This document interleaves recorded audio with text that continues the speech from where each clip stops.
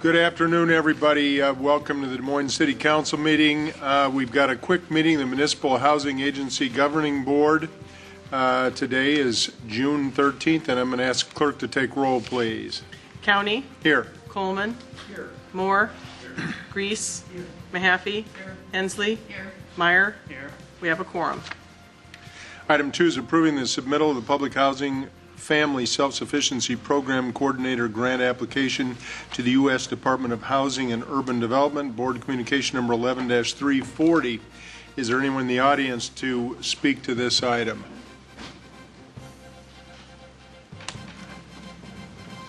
Seeing no one, are there any comments by our board? If there are none, could we have a motion? It's been moved. All in favor say aye. Aye. Opposed the same. The item passes unanimously. Item 3 is the authorization of the city manager security instruments pursuant to the 5H Affordable Home Ownership Program on the following. A is Rodney Bales of 1119 Amos Avenue, Board Communication number 11-356.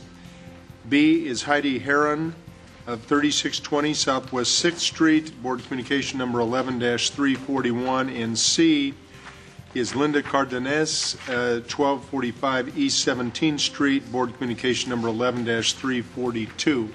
Is there anyone in the audience to speak on any of those three items? Seeing none, could we have a motion to authorize the manager to release those mortgage-related security instruments? Move. It's been moved. Any discussion? All in favor say aye. Aye. Aye. Opposed the same. Item passes unanimously. Could we have a motion to adjourn? Move. All in favor say aye. Aye. We said adjourn. We had a special presentation prior to our city council meeting. Des Moines has been designated a bicycle-friendly community at the bronze level. So thanks to the Parks Board members and everybody else that helped make that happen. And it was a great presentation to be recognized as such. Prior to the start of our council meeting, we're going to have a invocation by our own council member, Hallie Grease, and we'd ask that those of you who would like to participate to stand at this time. All right, won't you join me in prayer? God, we just come before you to ask guidance for this meeting. God, we thank you that you're a caring, loving, and gracious God, that you desire to hear our prayers, God, and really bless our lives. We thank you for the freedoms that we have in America to come in a public hearing, a public setting, God, and have a dialogue on issues, God, just the freedoms that most people don't have the opportunity to experience around the world, God. God, we just invoke you to come here and be with us, God. Just give us your wisdom and your grace in our decision making. And we just pray that you would give us as the council just humility in approaching the tasks at hand. God, we just pray these things in your name. Amen. Amen. Ask clerk to take roll, please. County. Here. Coleman. Here. Moore. Here. Grease. Here. Mahaffey. Here. Hensley. Here. Meyer. Here. We have a quorum.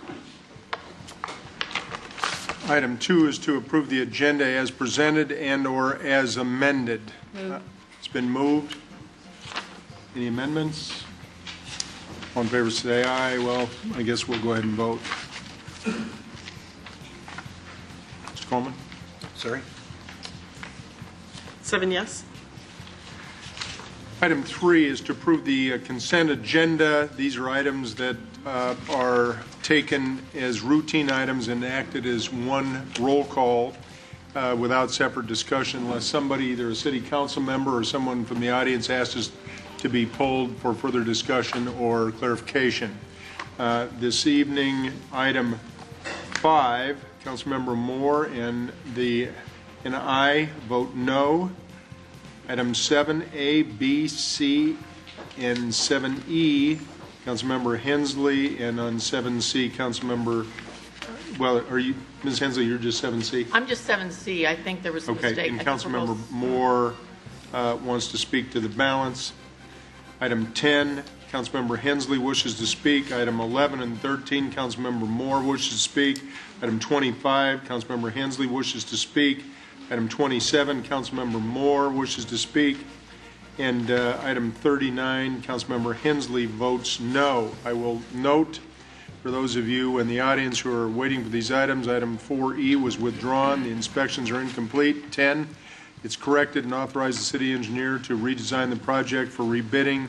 And item 31 is corrected, added Darlene Blake and Vidal Spain to that list on that item. Are there any other items that anyone would like to have pulled for additional discussion? Seeing none, could we have a motion? Yes. 63. 63.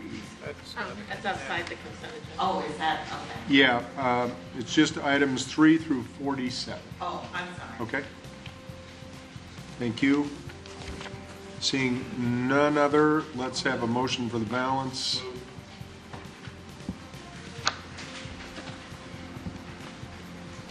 Seven yes. All right, let's move straight to item 7A. Do you want to take these individually, Mr. Moore?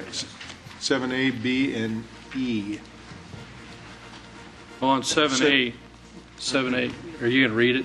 I mean, I'll probably better read it on the record.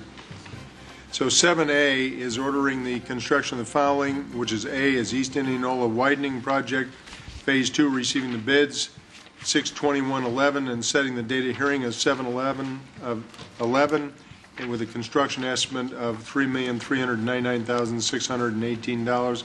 Council Communication number 11-382. And B is the Southwest 9th Street and Dartway intersection improvements, receiving the bids 6/21, setting the date of hearing as 7/11/11, and the construction estimate on that item is $775,000. Council Communication number 11-376.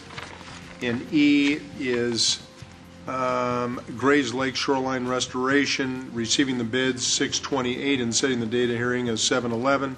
Construction estimate is $202,000.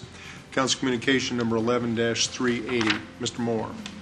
On 7A, I noticed that this is a very good project, and I am going to move it, but there is no tree planting listed in here.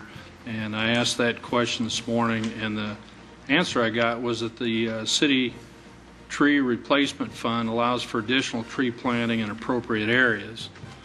And first of all, I think street trees are a very appropriate area for trees to be, and if there's islands down the islands where we've been doing the Southeast Connector, we're involving trees there. And I think that any type of construction project we're doing on the streets where it's applicable, we should be putting trees in as part of the project.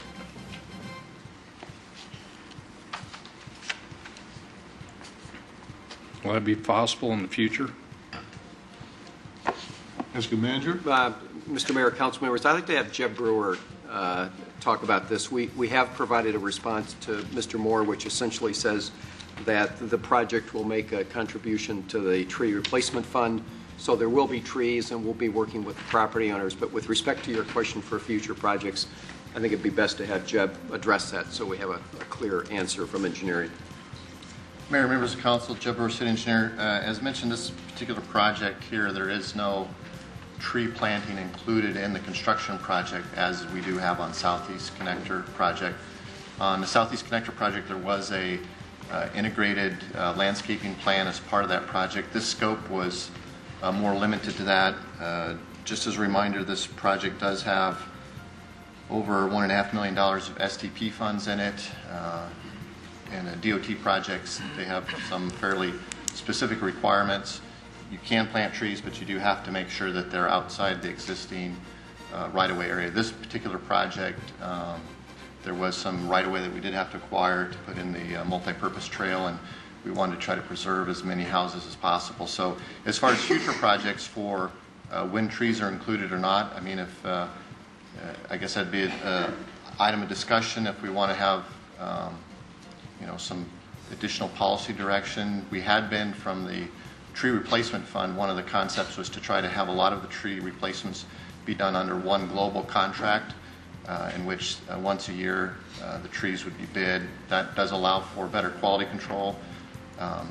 Sometimes if you have a paving contractor and they have a sub, as far as a landscaping sub, it's a little more difficult in that second or third tier. One of the ideas is if we had one contractor plant all the trees afterwards, there'd be an opportunity to have more stringent requirements, have an opportunity for the municipal arborist to have control of that contract to make sure that the trees are not only placed in the most effective place, but also to get the best buy on trees by buying them once a year. So that was one of the concepts that came out of some of the early tree work, was to try to consolidate that and have a broader.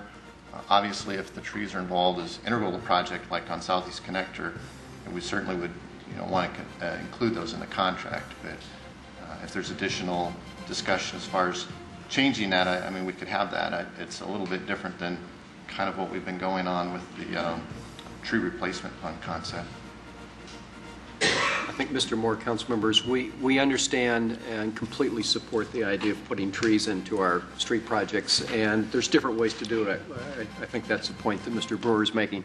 And we'll make sure as we do projects to either address them as part of the project or in the method that Jeb is talking about, separate from the project itself, but maybe in a coordinated fashion with all of our projects using the tree replacement fund. In this project, it's well over $100,000 have been set aside for additional trees from this particular project. So, My question on 7B was the same, and I've already got an answer on that too, so I'm going to move 7A and 7B.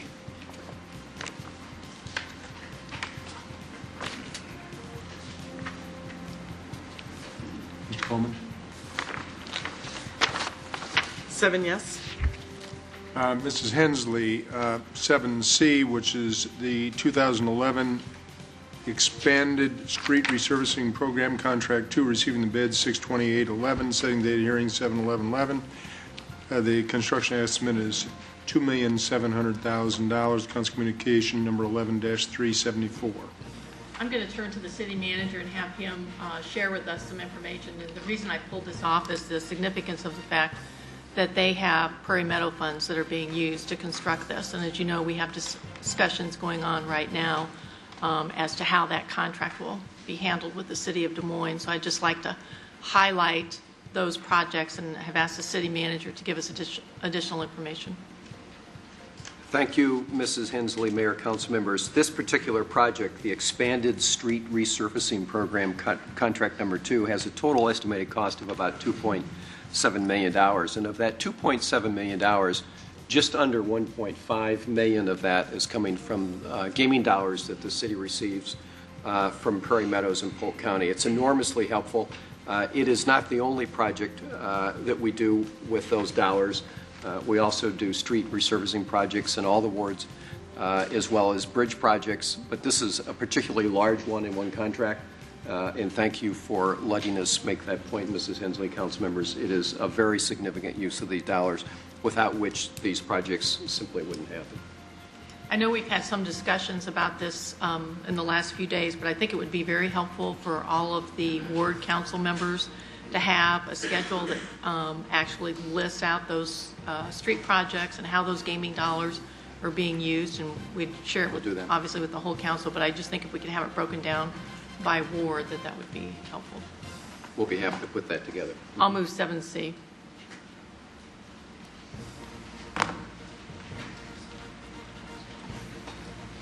Seven yes. I was glad to see there's a number of east side projects in this listing here, so. There are a number, yeah. Mr. Moore, did you want to touch on E, which is the Grays Lake shoreline? Yes. This takes me back to February. I think towards the end of February we had this project in front of us. You can correct me if I'm wrong, but I believe, and I didn't catch at the time, I was out of town and on the phone for the meeting, that it stipulated in there that the successful contractor had to hire a company known as Prairie Restorations for this project. And my question is why are we tying the prime's hands with which subcontractor they're going to hire? Mr. Moore, council members, Jeb, could you address this one as well, please?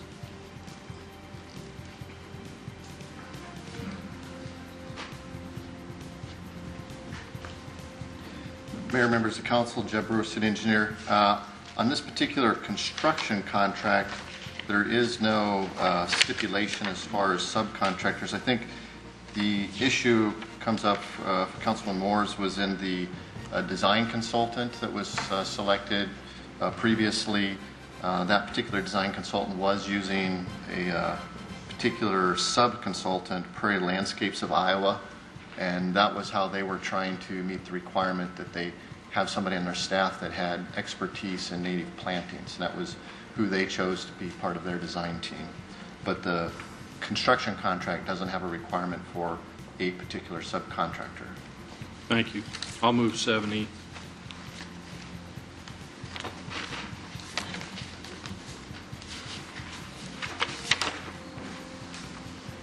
Seven yes.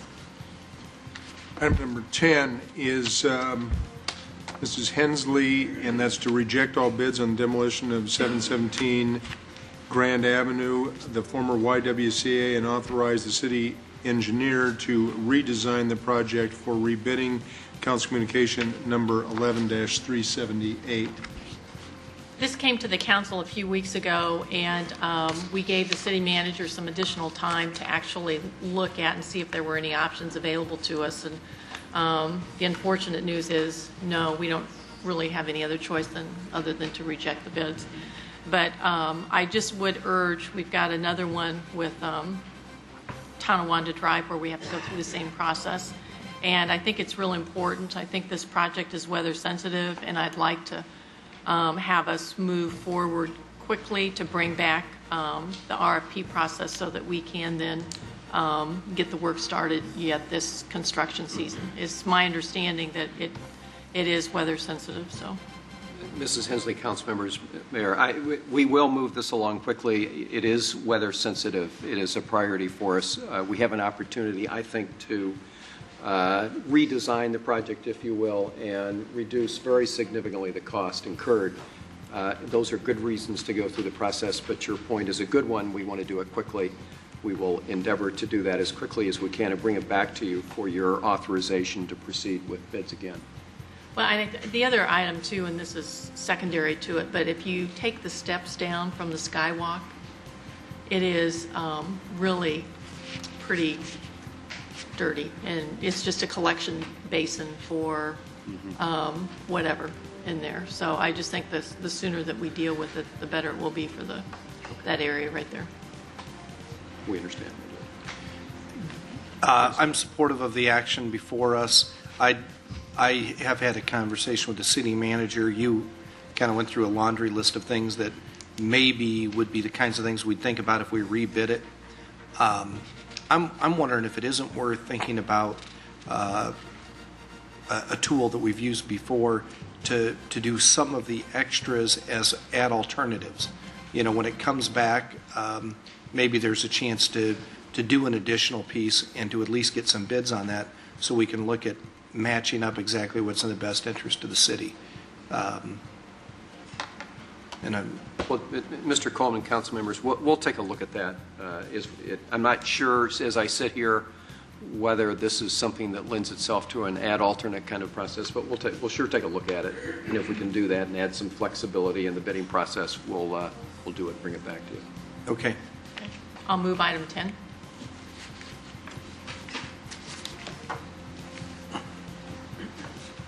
Seven yes. Item 11 is approving the additional 2013 traffic safety fund application to the Iowa Department of Transportation for Hubble Avenue 4-lane to 3-lane conversion project to include a complete streets concept with bicycle lanes. Council Communication number 11-358, and Mr. Moore, and I think that Mr. Manager, your comments earlier, this sort of starts the project, does it not? Mr. Mayor, council members, this is simply the beginning of the process. This is an application for funds. Yet to come is extensive work with the neighborhood and going through a public information process and getting input from the neighbors. That will happen before any decision is made, and any decision needs to come back to this table for council's approval. So we are at the very early stages of this project. simply trying to figure out whether there are any funds that might be able to help in its implementation. But the public review process has yet to come. That'll take place probably sometime this fall. So. All right, Mr. Moore.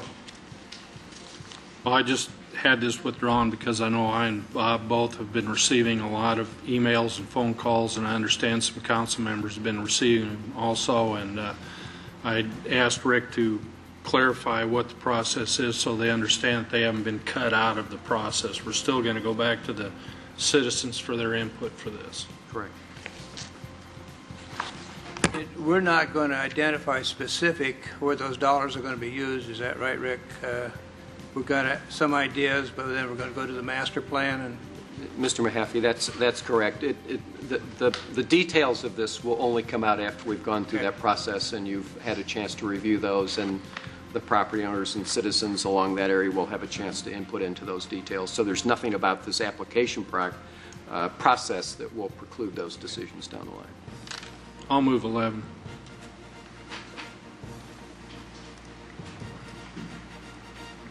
Seven yes. Item 13 is the authorization to proceed with the 2011-2012 sidewalk program, Council Communication number 11-353. Mr. Moore. Well, when this was an issue at a past city council meeting, I believe the discussion was that we were to take a look at these as non-assessed. These are both a safety issue. The one on Sheridan and Hubble is a legally blind person that's confined to a wheelchair, and she has problems getting up into where the bus stop is at. And then the one on East Park Avenue, we've got about the same type of mitigating circumstances there, and I was wondering if that's our intent, is to pursue this as an assessment, or are we going to pursue it as free? Mr. Moore, council members, the council has an established policy in cases like this and these kind of sidewalk projects. The costs are assessed. It's 50% assessed and 50% city paid. I can understand that in some situations, particularly the one on East Park and Sheridan, which are two projects identified here, that the matter of assessment may be very troublesome for some people. Yet, on the other hand, from a council policy standpoint, it is an important feature about how we do it. There really isn't a provision in our policies to do it differently. What I would suggest, if it's what the council wants to do, is that we schedule this for a workshop and bring it back and have a full-blown discussion about ways that these kind of projects can be done. I would simply say this: if you abandon the idea of assessments and the city pays 100% of the cost, then you are going to have a fairly significant liability in terms of doing such projects across the city. But if that's what you want to do, or there's maybe not some other aspects about how we can narrow these down, then that certainly is a decision you could make. But it is a very important subject and worthy of your attention at a council workshop, in my view, and we'd be happy to schedule that for you. I'm for that. Skip and I have talked. In fact, I think we talked here about trying to find a way to proceed with high importance safety zones in the city. I had the idea that we reserve part of this money to do kind of a competitive thing, fire up the neighborhoods, let them apply for a certain amount of money, or bid on the assessment that they might have, kind of like we do for MPO. What level of match might you offer to get the most done? And I just think there's ways where we could still be fair, but reserve a little bit each year so that we get over a 5 or 10 year period to the most important routes in the city that need sidewalks. Rick, isn't there some relief for some of those who qualify income-wise if they hit certain minimums that they could have some of that? Mr. Mahaffey, yes, you're absolutely correct. There's in the past we've had assessment subsidy programs. I think they've been used particularly in street assessments. They could apply here. That's sort of a means-based subsidy that the city can provide. Mr. Coleman makes a great point. There may be certain criteria that you apply to certain projects. We used to have a school route program where the city would pay 100% of the cost. I think I'm accurate about that. But these particular sidewalk projects don't fall into those categories, and therefore this broader discussion that you're talking about would be very appropriate. We'd be happy to do some homework on it and bring it back to you and get a discussion on it. Well, the one on Sheridan is particularly bothersome to me. She only lives about 3 or 4 doors down from Hubble, but yet the proposal is to put a sidewalk all the way to East 25th, which is probably quarter mile, half a mile further down. And in this economic atmosphere, I would venture a guess that most people are going to say no, they don't want the assessment. I think that's correct. I think, in my experience, assessments and sidewalks simply don't go together very well, because often the benefit of a sidewalk accrues to a broader neighborhood, and the person you're assessing, the property owner in question, often doesn't want it. They just don't want the responsibility. They don't want to have to shovel the snow or whatever it happens to be. And so it is very difficult to assess sidewalks, and I think that's what you're getting at. But at the same time, you have to think about the financial liability if we start doing free sidewalks, and then you open yourself up to a lot of requests coming in and not enough money to pay for them all. That then leads you to this discussion. Mr. Coleman touched on it, Mr. Moore, and Bob, I think you're getting at it as well. Are there ways to narrow down those projects and do fewer and within a range that you can actually afford? So, good discussion. We'd be happy to bring it back to you. But even if the neighbors do oppose it, she still has a handicap. She has to have some way to get around. That's So, correct. We have the same issue out on Southeast Park Avenue, and I would hate to have this turned down and then somebody gets run over. It's not going to look good, and we're not going to feel good about it. One other suggestion I would just make is through the DART paratransit system. I don't know what the circumstances are, but that might be a call that would be worthwhile for her to make to DART to have a discussion, because paratransit is available for individuals that have various handicaps, and that might be another option which would come right to the door for her. but I think if she has a destination where she wants to go somewhere, that would be great, but just to get around in the neighborhood and do Correct. things on her That own. would be- yeah. That's a different issue. Yeah. Well, I'm going to go ahead and move 13. We'll see where we end up with it.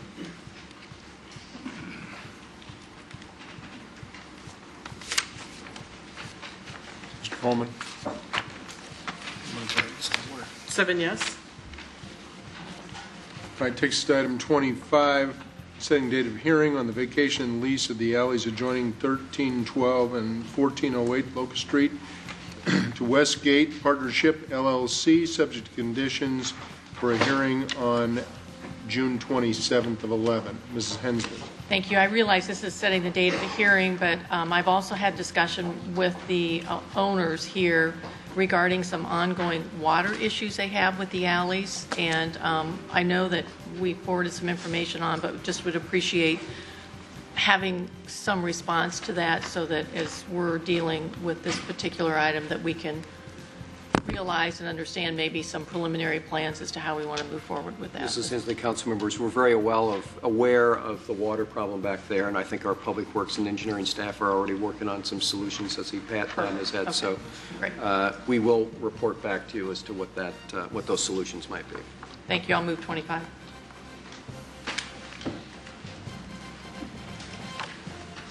And I'm glad that we're just leasing the property as opposed to selling it, because right there across from the most expensive park in the Midwest, I think that it's nice to think that we're going to have something there besides a surface parking lot Yep. long term. 27, on a request from HDR Land Development LLC to amend the Woods of Copper Creek PUD conceptual plan, 4600 block of Easton Boulevard, revising the southwestern 5 acres, removing it from the Area C for multifamily and adding to an A for a single-family development subject to conditions that will come to hearing on 6/27/11. Mr. Moore.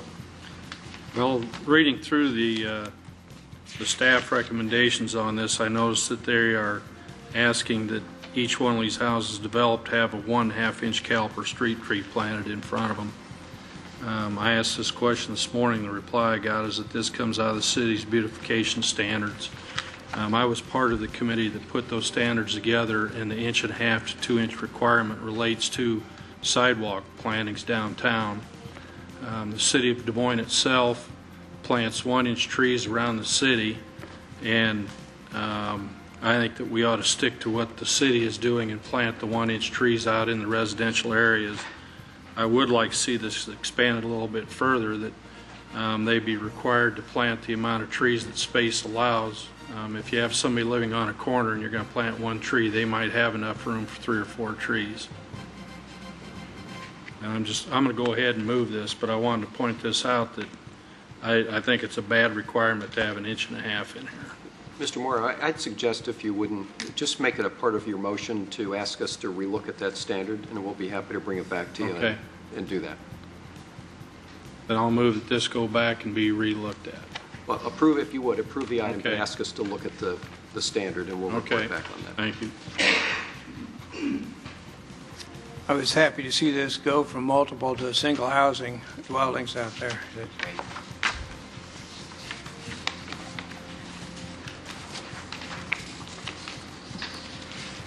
6 yes. All right, that'll take us to the hearings, item 54, 505. First hearing item is on the conveyance of permanent water main easements across various city-owned properties to the Des Moines Water Works for $1. Is there anyone here to speak on this item? Move.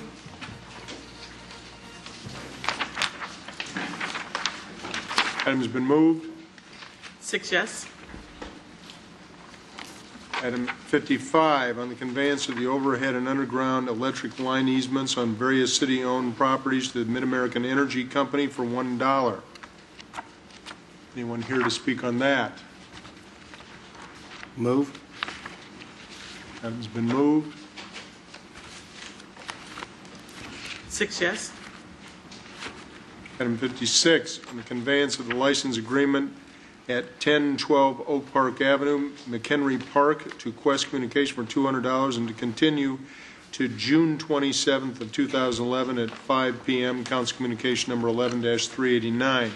Anyone to speak on this item? Seeing none, I'd move 56.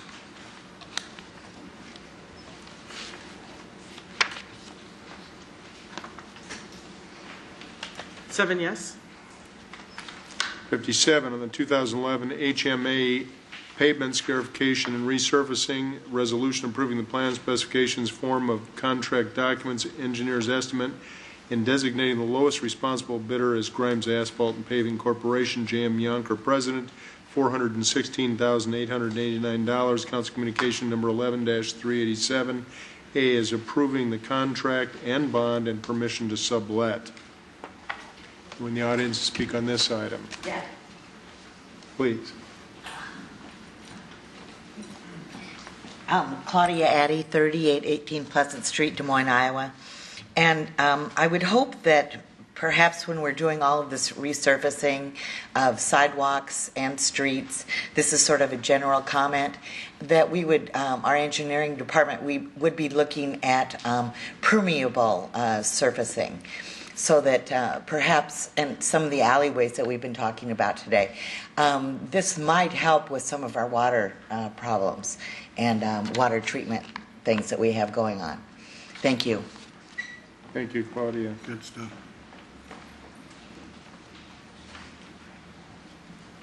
Any other comments? I'll move. 7 yes. 58, on the 2011 sidewalk replacement program resolution approving the plan specifications, form of contract documents, engineer's estimate, and designating the lowest responsible bidder as TK Concrete, Inc., Tony J. Vermeer, President, $265,725. Council Communication number 11-386. A is approving the contract and the bond and permission to sublet. Anyone in the audience to speak on this item? Seeing none, could we have a motion? Move.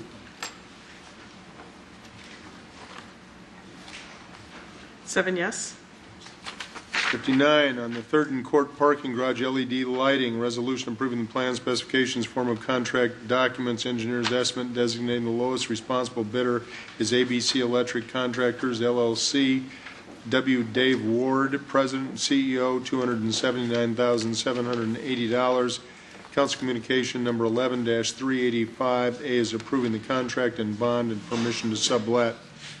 Mr. Manager, we've got a source of funds on this.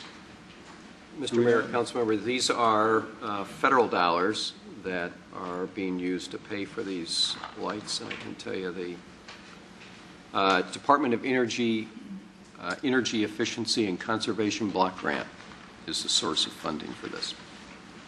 This will be a good demonstration project, I think, for this kind of enclosed ramp, and hopefully we'll see some more on streets and other places as time goes by. I'll move 59A.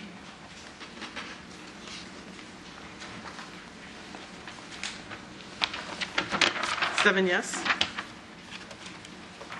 60 is on the fire station emergency generator, HVAC, and sprinkler improvements. Resolution approving the plan specifications, form of contract documents, engineer's estimate, and designating the lowest responsible bidder as Bierman's University Electric Company, Inc. Gary P. Cornelius, President, $656,763. Council Communication number 11-381. A is approving the contract and bond and permission to sublet. Is there anyone here to speak on this item?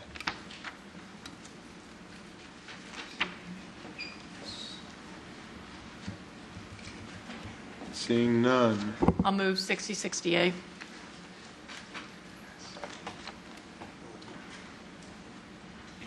Seven yes. Note that we end the hearings at 5:12. Takes us back to item 48, which is our first consideration of ordinances. 48 is amending Chapter 26 of the Municipal Code regarding the design and enclosures of swimming pools, spas, and hot tubs. Council Communication number 11-390. A is the final consideration of the ordinance above. The waiver is requested by the Community Development Director and requires 6 votes. Is there anyone in the audience who would like to discuss this ordinance?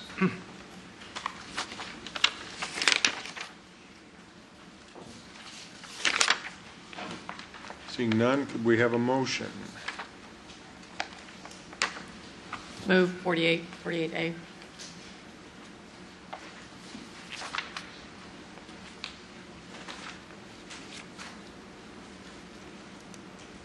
Six yes, one no.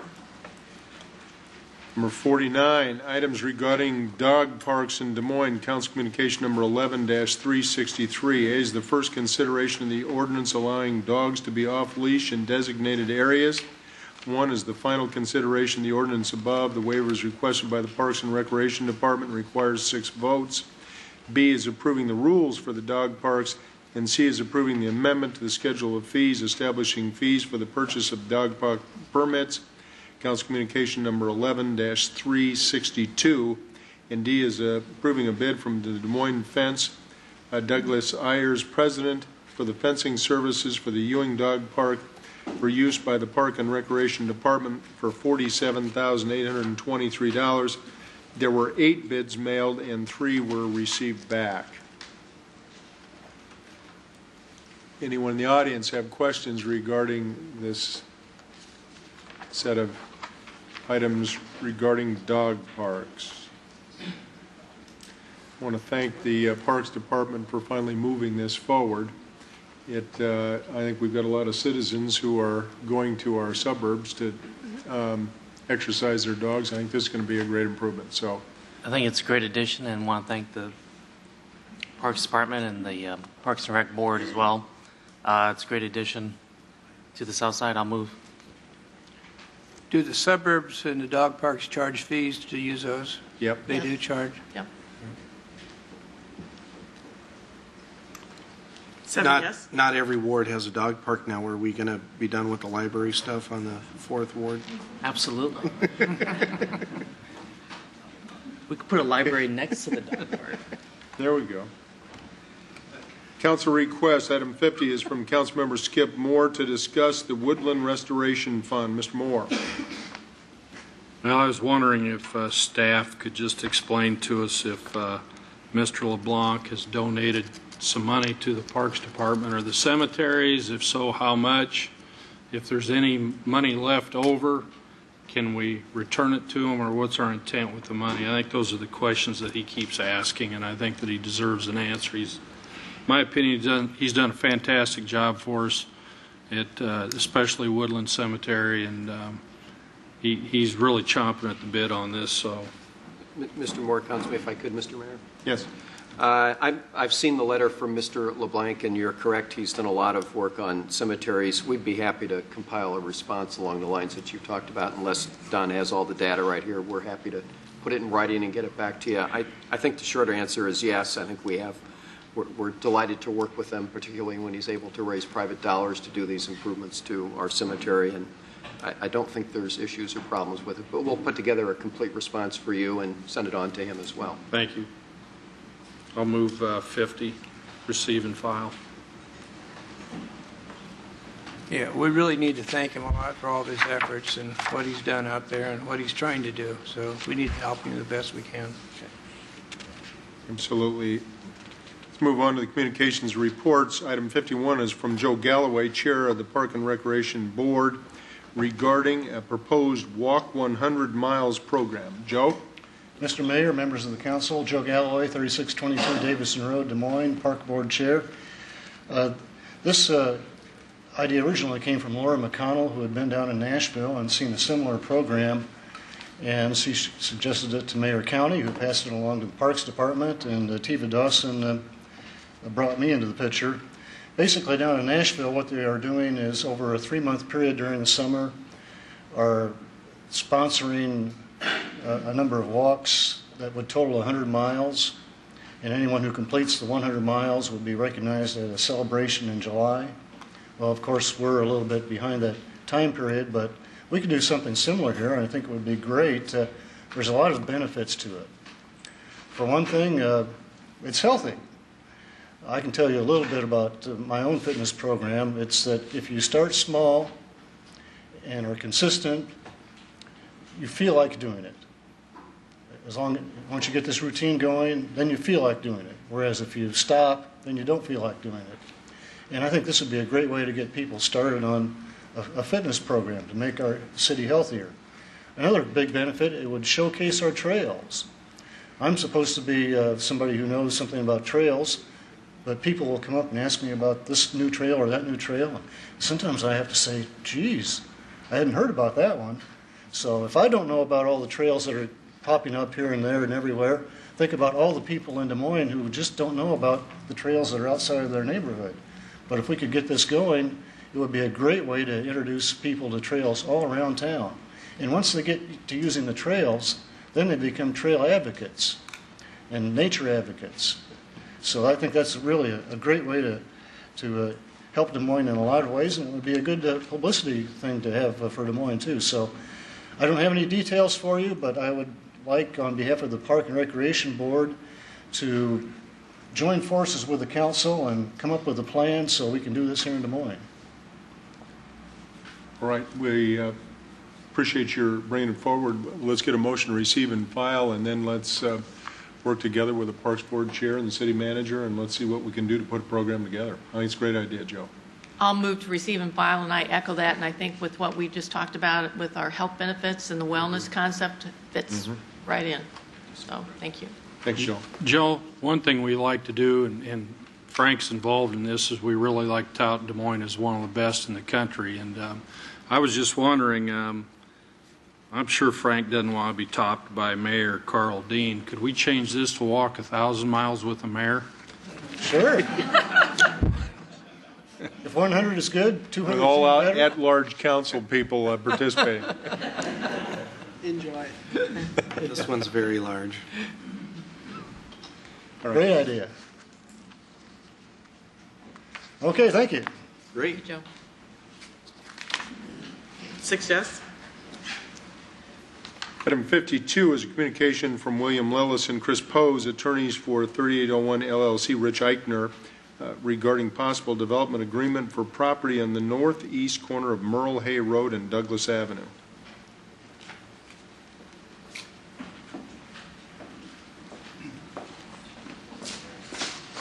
Mayor, members of the council, William Lillis, 317 6th Avenue, Suite 300. I'm appearing on behalf of Mr. Eichner. We're just asking that the council consider, we've discussed this with the manager and several of you, as to whether there could be possibly a development agreement for the property that Mr. Eichner has assembled and plans to develop on the corner of Merle Hay and Douglas. So we just ask that this letter be received, filed, and referred to the manager. Welcome questions, and to come back at a later time with a proposed development agreement, hopefully. Welcome questions. Bill, just a clarification. This is just sort of a follow-up to a lot of the actions we've taken up to this point. Yes. Regarding that corner there? Yes. Okay. Yeah, there's a proposed development that Mr. Eichner has in mind, and if you haven't been out there, it's a huge improvement with all the things that have gone on at Merle Hay and Douglas. And this would be, he's assembled a lot of land, and he's got a very, very interesting, a very, very nice development proposed on that corner. So we'd ask that the council consider a development agreement with some incentives, hopefully, but at this point, just to receive, file it, and refer it to the manager. All right. Thanks. Thank you very much. And I don't have any questions for Bill, but I think getting this moving on the right track is great, and I'd love to refer it to the city manager to follow up. And I would just ask that you work with your economic development team to see kind of what makes sense. I know we've set up the TIF over there for Merle Hay, and I think we can look at what options are available for this particular project. Well, Mr. Mayor, if I could just respond to Mr. Grease's comment. We will do exactly that, and I think as all of you know, we want to look at these projects. This is a great project in an area of our city that I'm sure will benefit from the improvement, and so we tend to look at each of these projects on their own and try to do what we can to make sure that they are cost effective to go forward. So we'll be doing that and bringing back a recommendation to the council for your review and approval at a future meeting. Thank you very much.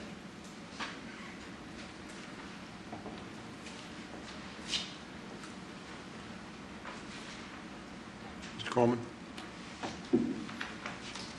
7 yes. Item 53 is a communication petition regarding Beaver Avenue reconstruction project and the removal of sidewalk from the east side of Beaver Avenue. Are there some folks here to speak to this item, or did we receive a petition? There's a petition. Okay.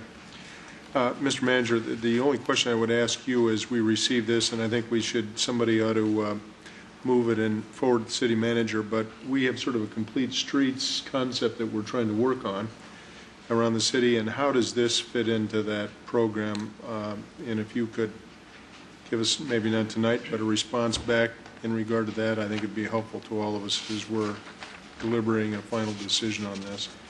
Mr. Mayor and council members, I will give you a complete report back on it, but the complete street concept is one that includes sidewalks, and so to remove the sidewalks out of it would be a bit inconsistent with that original notion. This is a project that is largely federally funded through dollars that we've gotten from the NPO. The county has stepped up and is cost sharing on the local match that's required. The city is sharing the portion, the local cost as well. But sidewalks are an integral part of it. Obviously, it's up to the decision of this council, but the notion here was to make it a complete street, which would include the sidewalk. Mayor, if I might add, I was part of this project going back probably 5 years ago when the Trussell to Trussell Trail was created, and I think, as everybody can picture, there's a large residential area along Beaver Avenue, east and west of Beaver, north of Aurora, where there's no sidewalks at all. And so we have this great trail at the bottom of the hill with no safe way to get there. And the whole project actually started with, how could we get a sidewalk to get people safely to the bike trail. And I think the response has been pretty strong from the neighborhood out there overall. It's grown into a bigger project. Right now, there's just a ditch on both sides of Beaver. There's going to be curbs and sewers put in. It's going to be a nice project. The mayor mentioned our Complete Streets program. I would add to it that Federal Highway Transportation Department dollars now say that if federal funds are being used, it has to, I'll quote it, these funds must be utilized according to Federal Highway Administration laws and regulations. The FHWA stipulates that when federal funds are used for transportation projects, agencies must integrate walking and bicycle facilities in their design where practical. I will add just 2 points to it. If you look at the petition, there are only odd number addresses on the entire petition. It's not that they don't want a sidewalk, they don't want it on their side of the street. And I think all of us probably are somewhat sympathetic to that, but it has to go somewhere. And as the engineers designed this project, they put it on the east side of the street because there's fewer crossroads, and almost all the streets on the west side of Beaver face a side street.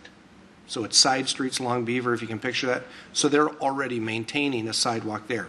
So you got to really start with the assumption that there is going to be a sidewalk on this, or we have to give a couple $1 million of federal money back. And this enables it to happen in a way that benefits a pretty large quadrant of the city out there. The last thing that I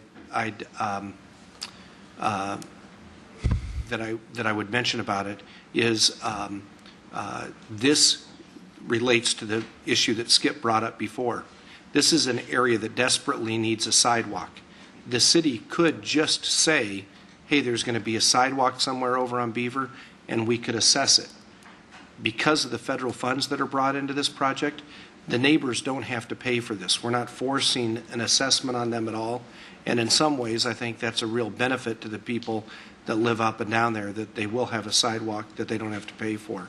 It may not seem fair to a lot of people that we're talking about assessing earlier in the meeting, but it is the way that it's working out there, and I think that's pretty fair. They don't have to both swallow a sidewalk and pay for it. The federal government largely is going to pay for the sidewalk. Any comments? I had a couple thoughts, but I think Chris hit most of them. So I'll go ahead and move to receive and file the petition.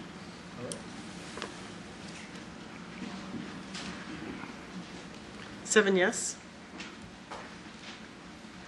All right, that completes our communication reports, and let's move to approving a number of items, starting with item 61, which is the adoption of the Bicycle and Trail Master Plan as an element of the 2020 Community Character Plan, and authorize the city manager to appoint an advisory committee to coordinate fundraising and implementation strategy. Council Communication number 11-360. A is a recommendation from the Planning and Zoning Commission. Is there anyone here to discuss this item?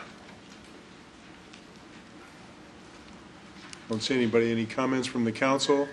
Yeah, again, I want to make sure that we don't go forward with any of this without checking with the neighborhood associations and the Northeast neighbors and those, because that's where I've had most of my calls from, thought it was going to go forward, and I told them that it would not without coming back to and visiting with the neighbors. That is correct, Mr. Mahaffey. The particular projects that are recommended here still have to go through that review process with neighbors and residents, and input provided and future decisions made by this council before they go forward. This is a master plan that gives us a guide to how to do these projects, but it doesn't imply necessarily approval of all of these until you've had further review and discussion and input. Thank you. Mr. Mayor, on the if you look at the master plan and the projects here, we've got the Northeast Des Moines bicycle corridor, downtown bicycle facilities in the Southwest Street, Quiet Street, Southwest 14th Quiet Street. We've already got a committee that's working and hosting fundraisers on the Southwest 14th Street. So I guess I'm just making that comment that we could potentially expand that group, because they've had some very successful fundraising already, and that might be a start for that committee that you're talking about. The other question I have that I asked the manager, and I'm not pushing for the council to find more people to serve, but whether or not advisory committees like this should be appointed by the council or by the manager. And I think we would clarify that in this particular vote. I just want to make sure that we don't have a discussion about it later. Any feelings on the part of anybody? I think it would be nice if the council could make recommendations that could be considered so that there would be a pool of individuals that clearly have an interest. I would Anybody agree with Christine. Okay. Develop a pool. I can agree with that.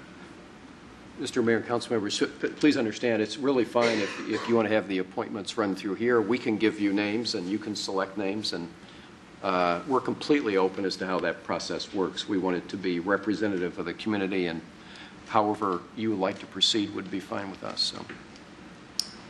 So we could make that at least part of the motion if you want to include either the recommendation of the pool, or if you want to have appointment powers. Why? Sounds like manager is open to whatever. So whoever wants to move this one.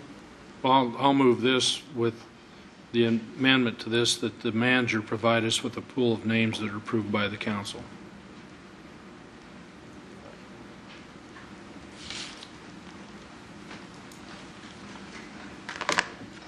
Seven yes. Okay, item 62 is the Urban Renewal Development Agreement with Kemin Industries, Inc. for the expansion of the worldwide corporate headquarters and corporate campus, 2100 Murray Street, Council Communication number 11-391. I will say that we have been working closely with Kemin. All members of the City Council, I think, have been very much informed and engaged in this. And Mr. Manager, I believe this is sort of the kickoff, the first actual step to beginning that development. Mr. Mayor, council members, this is a momentous action on your agenda. We've had a lot of discussion about the Kemin expansion. This is an actual formal agreement for your review and approval, and with this, the city would be committed. Kemin would be committed as well, but it is a great project on the southeast side of our city. There's new jobs with this. There's new tax base with it. It is a terrific project for a part of our city that certainly needs this kind of investment. Kemin is a great business in and of its own. The kind of jobs that are created are good, solid jobs. It's a great business for us, and I think you're aware there are other attendant aspects of this.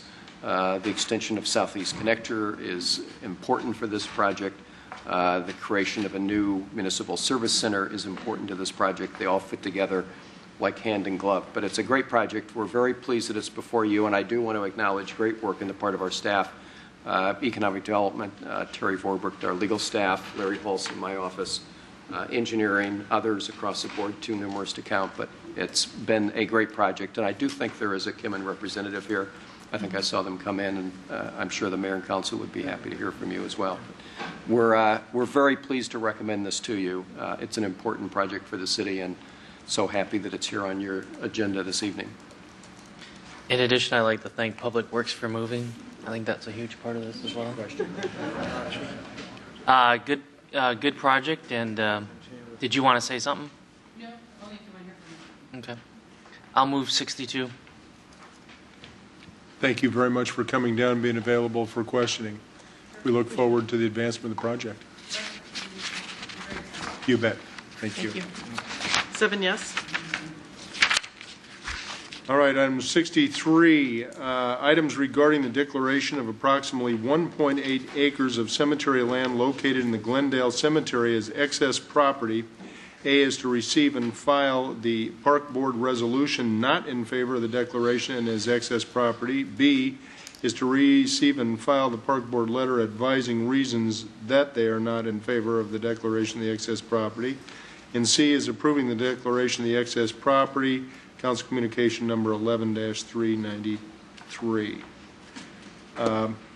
We'll go ahead and see if there's anybody in the audience who wants to speak to this item. All right, we'd ask that everybody that would like to speak to it, if you could come to the south side of the chamber here, and we get sort of an idea how many folks we have in mind speaking. Mr. Mayor, would it be okay if maybe Tim just gave just kind of a brief overview of what you're looking at, what your timeline is? Sure. Just so we kind of all have a foundation of understanding kind of Sure. as we proceed with discussion. Mr. Mayor, council members, Tim Morrow, developer, Curly Top LLC. Dating back to, I won't go through the entire timeline because I think everybody's got some information about it, but we're developers involved in the Iowa Finance Authority's Affordable Housing Tax Credit Program, and we were looking for sites in Des Moines. We've, of course, built some on the south side already. We're looking at 2012 doing our planning, and we came across the Franklin Field site. Of course, started, as we did with the south side sites, is talking with the neighborhood associations. Did a lot of due diligence there. I felt like we've kept it very open. We've got a lot of good input, both for and against. And as far as the project goes, the way I'm understanding it, Mr. Clark, the project itself probably is not what we're talking about here tonight. It's just the fact that is this land access? Because, of course, we'd still have to go through zoning and other hurdles along that road. So we've looked at other sites in and around Des Moines. I know that has been a big issue. Could there be some other place that we could put our development? It doesn't seem like too many people are against the development itself, just maybe where it's going. And to that end, we have done some due diligence, actually quite a bit. The Stockdale building, which was one that everybody had concern with, unfortunately, is just not large enough for our particular project. It did just recently sell. I don't know if anybody's aware of that, for around $345,000, and that's without knocking the building down. So financial feasibility for these type of locations is real tight for us. We're in a box, and there are certain areas that will work and certain areas that just won't. So I think a lot of people give us ideas. Well, have you looked at this building? Have you looked at that building? And we have looked at quite a few, and they're just not, they wouldn't financially work for our particular type of project. There's an area north of, off Lower Beaver, north of the Veterans, that's 10 acres. We've approached them in between our last couple of meetings to see if that would be a better option. Unfortunately, it's about $350,000. It's 10 acres, and they won't split it up, and there's a warehouse to be knocked down. So, there's some hurdles with some of these other things that we've looked at. Going back to Franklin Field, and there's a myriad of reasons why this particular area works for what we're trying to do, which is why we're here tonight. So I'd be willing to entertain any questions. Obviously, we got a gang behind me here that's ready to go, but if there's any questions, I'd be happy to entertain them. Anybody have any questions? If you might stay available for any clarification. Appreciate it, Tim. Will do. All right, sir, if you would step forward, give us your name, address. Mr. Mayor, members of the council, Dick Thornton, 3667 Grand Avenue, Des Moines. I'm a member of the Parks and Rec Board, and I thought our chairman would get up first, but I guess I'm up here by myself. We totally support anything the Morrows are doing as far as senior living complexes. However, this location is a problem for, or was a problem for, 8 members of the board. It was an 8-5 against vote. It would have been 9 had my proxy been accepted, but I guess legally we can't do that in that situation. My concerns are a number, and they are represented in Chairman Galloway's letter to the council, and I have some of the concerns that are even in the what I would call dissenting opinion of our chairman, who I respect and respect their position. But I think the biggest problem we have is the term excess property. We currently have a land use committee within the Department of Parks and Recreation, and we're working on a number of situations as it relates to property. But excess property, I think, is a term that needs to be defined and a procedure developed as best we can to deal with that situation. I would like to thank the city manager for meeting with us last week in the executive committee and giving us his views, which we respect, and we're very good in this whole situation. But I think the bottom line, and something that will clean up and help correct those things that will come in the future, would be dealing with a definition for excess property and a method and means for handling that situation. Thank you. Thank you, sir. Next. Mayor County and members of the council, thank you for the opportunity to address you. My name is Christine Pardee. I'm the president of the Waveland Park Neighborhood Association. As you know, the Waveland Park Neighborhood Association voted in support of this project. And I want to rewind the tape just a little bit to just kind of give a premise of what occurred when we were first approached in late winter about this project. The Waveland Park Neighborhood Association wasn't approached to, of course, make a recommendation on whether or not this is excess property or not, but whether or not this was a particular project was something that fit in with Waveland Park. The Neighborhood Association refers to this document primarily as a source of guidance. This is our neighborhood plan that was adopted a number of years ago. And one of the things that's in this plan that we took into consideration here strongly is that this particular project to introduce an opportunity to have housing for low-income seniors is a type of diversified housing stock that we don't currently have in the Waveland Park neighborhood. And so that was one of the first questions that we looked at. Is this something that is consistent? Is it something that has synergy with our neighborhood plan? And the response was yes. Now, at that point going forward, we had a lot of questions that we asked. Two primary questions were, number one, and this was addressed to and asked to the city park staff, is this property designated as a park currently in the city of Des Moines? And our response was no. The second question that we asked was, and we knew that there had been a strategic plan looking at Franklin Field or a master plan years prior. The association really wanted to know whether or not that master plan was adopted by the city. And our response that we got from the city was also no, that the master plan that was set forth by a group of stakeholders was not adopted. And so we thought those were two important things to have clarified up front. And so from a series of stakeholder meetings, lots of press in the Des Moines Register, information pushed out to our membership association, we initially received very little pushback or very little opposition to this plan. And so I don't know, is the camera here live? I can put something here.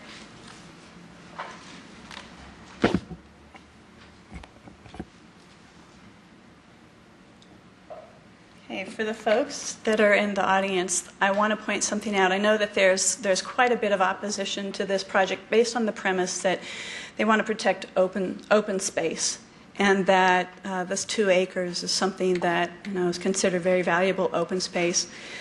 In the Waveland Park neighborhood, and this is again in our character plan. Refer to this page here. This shaded area over to the left is designated by the city in our plan. Yeah, thank you. Right here, 50% of Waveland Park is designated by the city of Des Moines as open space. And so what's interesting to us about this is that we know that a number of our citizens, a significant number of citizens that live not only in Waveland Park but also Merle Hay and the surrounding communities, Beaverdale, use this space, even though there's not a formal park sign at the periphery of these spaces, saying that you can recreate here. A significant number of people use that space as a park, regardless of it being designated as a formal city park. We've got a lot of people that use it to walk their dogs, or ride bikes, or walk, enjoy the birds, check out the trees. And so I just want to comment on that, and that clearly we have a number of residents that enjoy Waveland Park really as a park in absence of actually having a formal designated park in that area. So, thank you.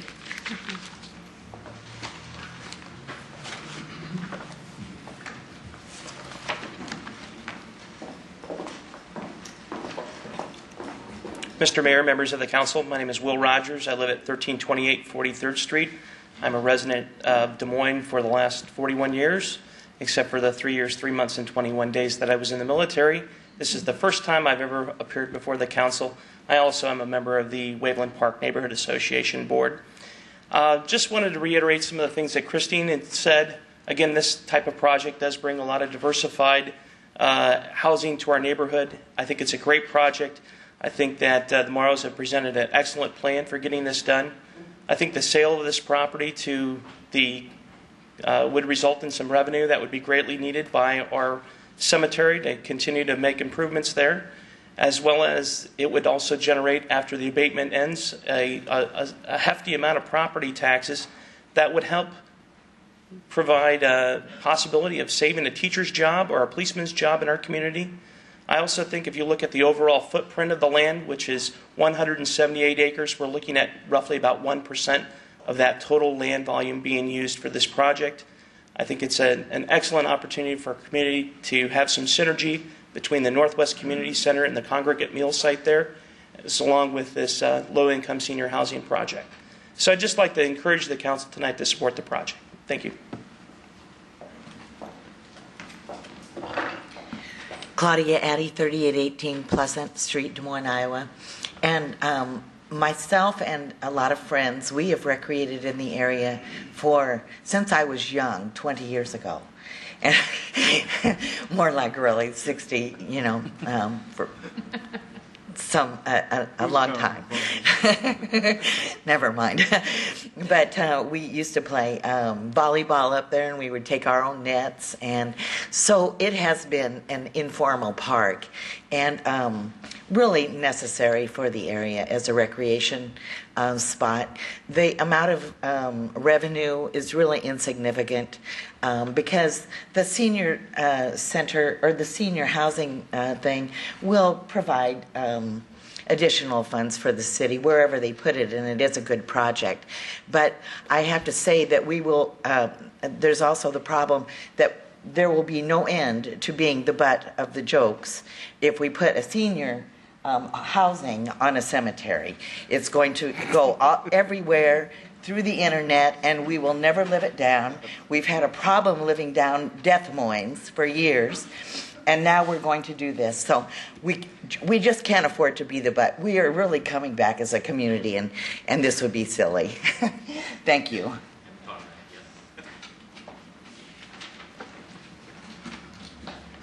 Hello, Matt Bockert, 1522 47th Street here in Des Moines. I like to start with an analogy I think kind of fits the situation here as this has gone at the early stages to where it is now. We've all probably had the experience of standing in line at a store, listening to a child nearby whine and carry on about something they want. But tonight is really no different, except the whining child is Tim Morrow. Because Mr. Morrow doesn't understand that no means no. Instead of trying to develop property on a piece of land already available for sale, Mr. Morrow wants to seize a public space from the citizens of Des Moines for his own personal gain. The problem is the community told him no. Earlier Mr. Morrow said that there's been very little opposition to this project. Unfortunately, that's simply not true. An unscientific poll by the Des Moines Register shows that 65% of people don't want this land to be declared excess space. The Parks and Rec Board also told him no. But Mr. Morrow is continuing to carry on until someone gives him his way. Look, a lot of people have made it clear why the Franklin Green space is not excess space. Since your job is to represent the interests of the citizens of Des Moines, tonight's vote should be easy for you. The obvious choice is to vote no. But I'll be honest, I'm concerned that this council won't be able to hold a fair and objective vote. A simple Facebook search shows that Tim Morrow is buddies with council member Chris Coleman. And I don't know if the friendships extend to anyone else on the council. But tonight's vote shouldn't be about helping out a friend, Mr. Morrow. That's not your job. Tonight's vote should be about doing what's best for the citizens of Des Moines. So I urge you to please take a stand against corruption and boldly vote no tonight. Thank you.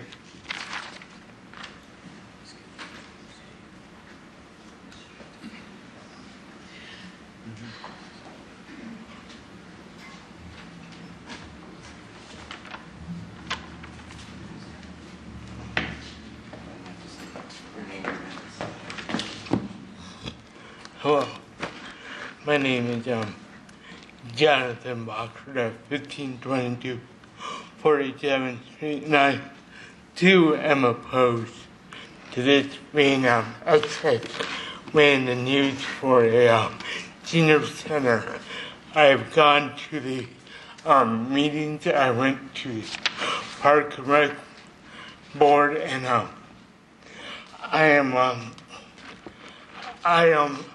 remember when there was a ball diamond and out there where the playground building, and they used to play baseball. That has been torn down. I would just like to urge this board not to vote to make this access land, because once that starts, what next is access land. We then just start pawning off all our land, or are we going to keep it for the taxpayers to pay taxes? Finally, this reminds me of another case that was a field that wanted to be built on, and that was Rice Field. And we all know what happened there. Connie Bozeman's brother-in-law got that deal. So I would urge the board to vote this down. Thanks.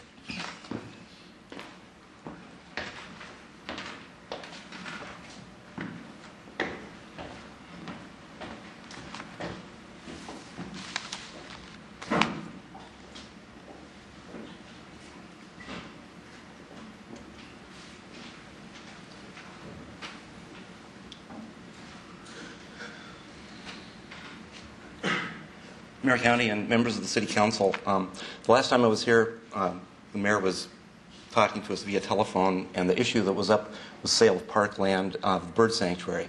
I can't believe we're back here again defending our public land from transfer from public to private domain. I can't believe that it's coming from our City Council.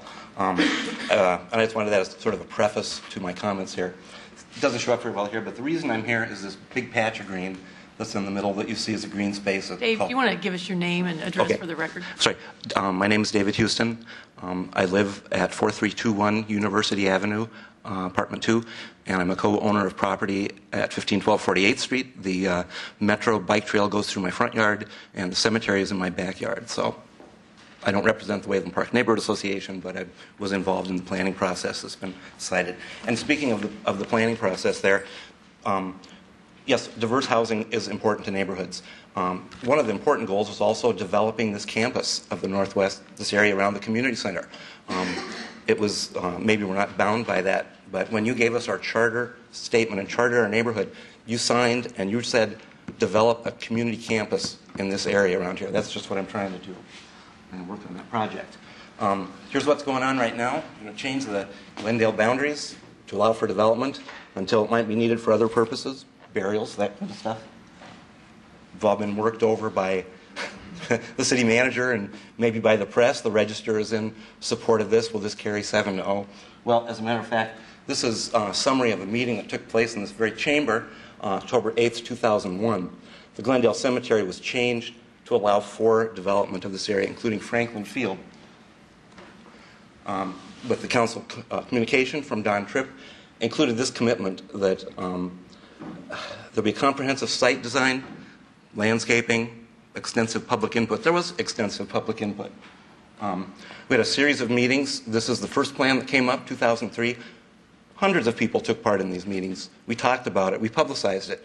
The results, lots of people wanted, Park and Rec wanted to have a golf learning center in Franklin Field. People wanted a dog park. I said, let's have a restroom for the trail, that kind of stuff. This took part, and not one person said, hey, let's sell it, cut down all the trees, pave it, and develop this area. It never happened. Later on, this was 2 or 3 years later, 2005, after that plan was discussed, developed more meetings. You can see in the top there's a parking lot that's still there. And I was stunned to see that that was cited as an example of how this area is not being used and everything. The parking lot is still there because the church uses that to park people who go to church there. You could build that huge area, bump the people out onto the street, I suppose, but that was a result of planning, a result of neighborhood needs and stuff. It wasn't just selling unused space. It was originally a parking lot for a soccer field. I see that as a trailhead for where the Wayland Trail becomes the major off-road corridor through the center side, and how ironic that we were just talking about that 2 agenda items ago. Park and Recreation, this was the theme. When you come down over to Franklin Field, this should be the logo going up in Franklin Field. The community gardens up there, people talk about how important the community gardens are. Well, they're, in my opinion, these grow in unused public places, kind of like flea markets do in stores. It grew. That's a pretty ugly scene up there. That's the way it was, some time ago. It started in that little area to the left. This is what the rear end of a curly top housing development looks like. 40 units, 40 meters. That's the sewer in front around there. When I point this towards the Waveland Trail or towards the people that live there, or maybe towards the senior center. Excuse me.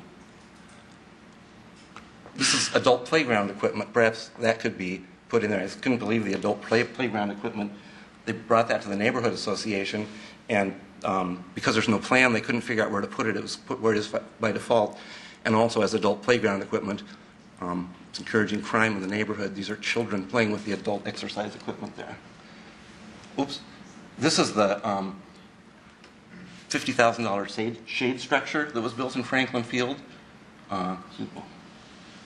Everyone, again, coming back to this, if you look at this map and look at this green area, the pinch point for the trail is that green block up at the top, which you're talking about selling off and doing. I couldn't believe the shade structure that's there. Behind the shade structure, should we superimpose a huge 40-unit low-income housing thing? I think it's irresponsible. Talk about your city council meeting a while ago and you had a workshop. What's important to us in Waveland Park? Walking and biking trails, nature trails, hiking. These are priorities. This is the trail area, the Waveland Trail with the MPO Planning Committee. You can see that pinch point at the top, which is going through this area of Franklin Field. The last time I came here, I suggested that we do a land swap instead of selling off parkland with a win-win situation. I can't believe that after all this planning and all this time, a thing that people didn't even see until 4 o'clock last night when the final version of this came forth. Documents in this show have been worked on since March of this year, and I'm just stunned. And if this sort of thing passes through, well, I saw in the memo that came to the council, the communication, it talked about sale of parkland to the Great Ape Trust Fund. Okay. Well, my final thing is the Great Ape Trust is kind of where this kind of stuff belongs, and it sort of makes a mockery of the planning process that we involve, because the city and the county spent about $12 million on our neighborhood, and the $250,000 and $42,000 a year is kind of chump change in the work that we've done. So that's what I have to say. Thank you.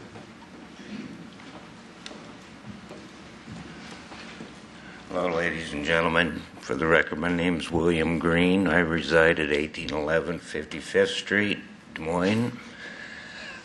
And my reason for being here today is I live directly west of the Franklin Field. And I don't understand how this all came about. For living so close to this area, all of a sudden, this is thrown in my face. Okay? There was no vote on any of the people in the neighborhood that I know. It was just boom, there. I'm thinking this is something that the neighbors and the people around should have had something to say about. It shouldn't have just all of a sudden been, we're going to do this, like it or not. My concerns are trash, water, sewage, things of that nature, parking, things of that nature. And can anybody tell me on the board why we were never given a vote on this? On why we are never given a vote on this property? Why is it, quote unquote, excess land? Mr. Green, I think what we'll do is we'll get a sort of a summary of some of these questions back from staff at the completion of this. Staff. We'd like to have your input, and then we'll have a discussion, but we're not probably going to debate from the table here. Appreciate Well, I'm just worried about all the hard work I've put into my home and such, and then have all this construction come in and say, quote unquote, devalue my property. Okay. You know, it's confusing. Is there a map of the property, of that area? Here? Mr. Coleman, does he have a map over there? No, there is no map here. Somebody had one. Are you the first house just directly west? Yes, I'm. Are you on the corner? I'm the or third house which down. one? Third house down. The third house down? Third house down on the corner on 55th Street. Gray and white? By the new bike trail? Yes, it's gray. Let's see. So you're, It's a gray street. if this is north, that's Franklin, 56, 55th. You're right here, roughly. Is that right? Yeah, Library. not on the corner. In a couple. There's like 5 lots right there, maybe. Mhm. All right. And, Okay. you know, I've been there for 14 years. And, you know, it's just something that all of a sudden, bam, you know, here we are.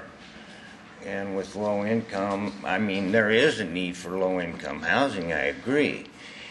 But like was said earlier, there's buildings to the east of there that can be raised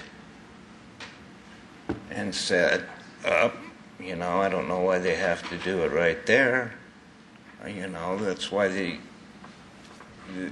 never brought it to anybody else. They never brought it to anybody's attention until it was all, quote unquote, in the works now. And now you're saying this is what we're going to do. And it's like, wait a minute, nobody asked me or my neighbors or anybody else. It's like you're all in cahoots. And I'm maybe an idiot, but I'm not a fool. That's all I have to say. Thank you.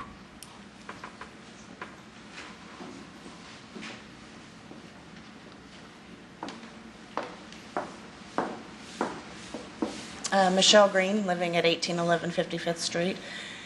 And I guess I would like to say I do appreciate the fact that the developer did look into checking out the Stockdale's building, because that was one of my concerns when I did attend a meeting a couple of weeks back.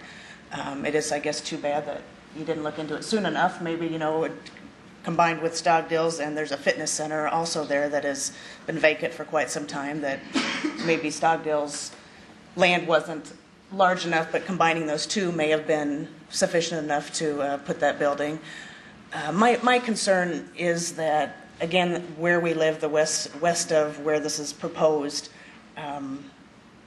would be water, drainage. Right now, our backyard, when it rains like it did this afternoon, we have Lake Erie in the backyard pretty much. It seems to be the lowest point between those 4 or 5 houses that are along that stretch.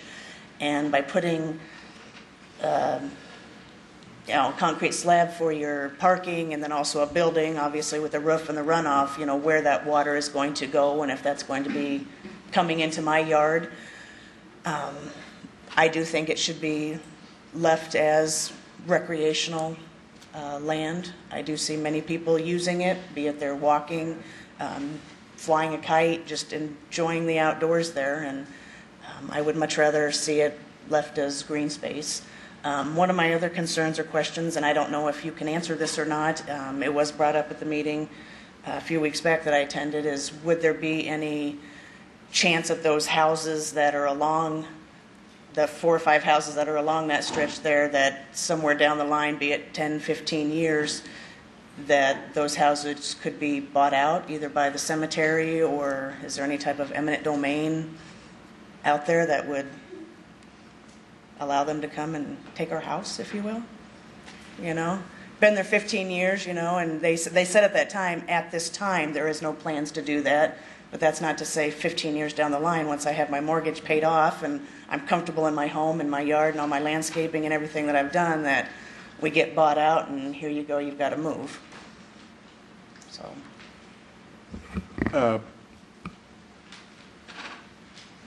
For this kind of a development, I think that the city would not be in a position through eminent domain to capture your property.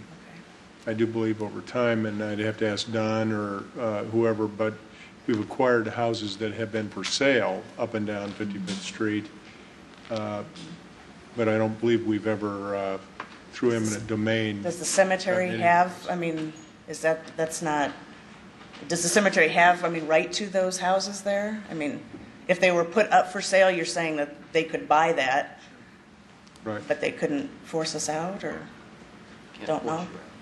Can't force you out, I don't believe. Not under Iowa law. Okay. Is that? Is that a I don't want to be the lawyer here. Oh, no, and I just asking. So I guess my opinion would be, is I would say to please vote no and to leave it as recreational land and not develop it. Thank you. Michelle, your last name again? Green. Green. Green. All right.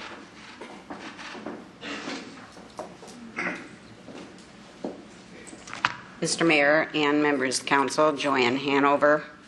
I live at 1406 Merle Hay Road. I'm not a board member of the Merle Hay neighborhood, and I don't think I've ever said I was. My job has been to develop this plan for the neighborhood for improvements. And you've seen me down here 28 times last year. Found that out when I did my taxes. There were 3 meetings, all of them at the community center. Waveland had a meeting. We had a general meeting where we included Mr. Morrow as part of the program. And I believe Parks and Rec did the 3rd one. So I don't know how it happened that the people did not know about it. When the neighborhoods had their meetings, did they use their membership list? Or did they just send it to all citizens within a... We sent it to the entire neighborhood because it was included as part of our program for our meeting, which was, I think, the day after Waveland had theirs. Okay? But the main thing I wanted to tell you was that I want to just read to you what is in this plan that passed in 2008. Please. So it's not that old, not near as old as me. Another concern for the planning committee was the lack of diverse housing options in the neighborhood, especially the lack of townhomes, condos, and senior housing options. As many longtime residents age, there are no alternative living arrangements that can help to keep the longtime residents in the neighborhood. We have 0 senior housing in the Merle Hay neighborhood. So that's why that came up when we were making this plan, and we still have 0. Thank you for your time. Joanne? Yes. Are you in favor of this development? I am. I'm kind of like some other people that I would prefer to see it at the corner of Merle Hay and Franklin, where Mid-American Energy has 3 empty lots that have been sitting there for as long as I can remember. It's unfortunate.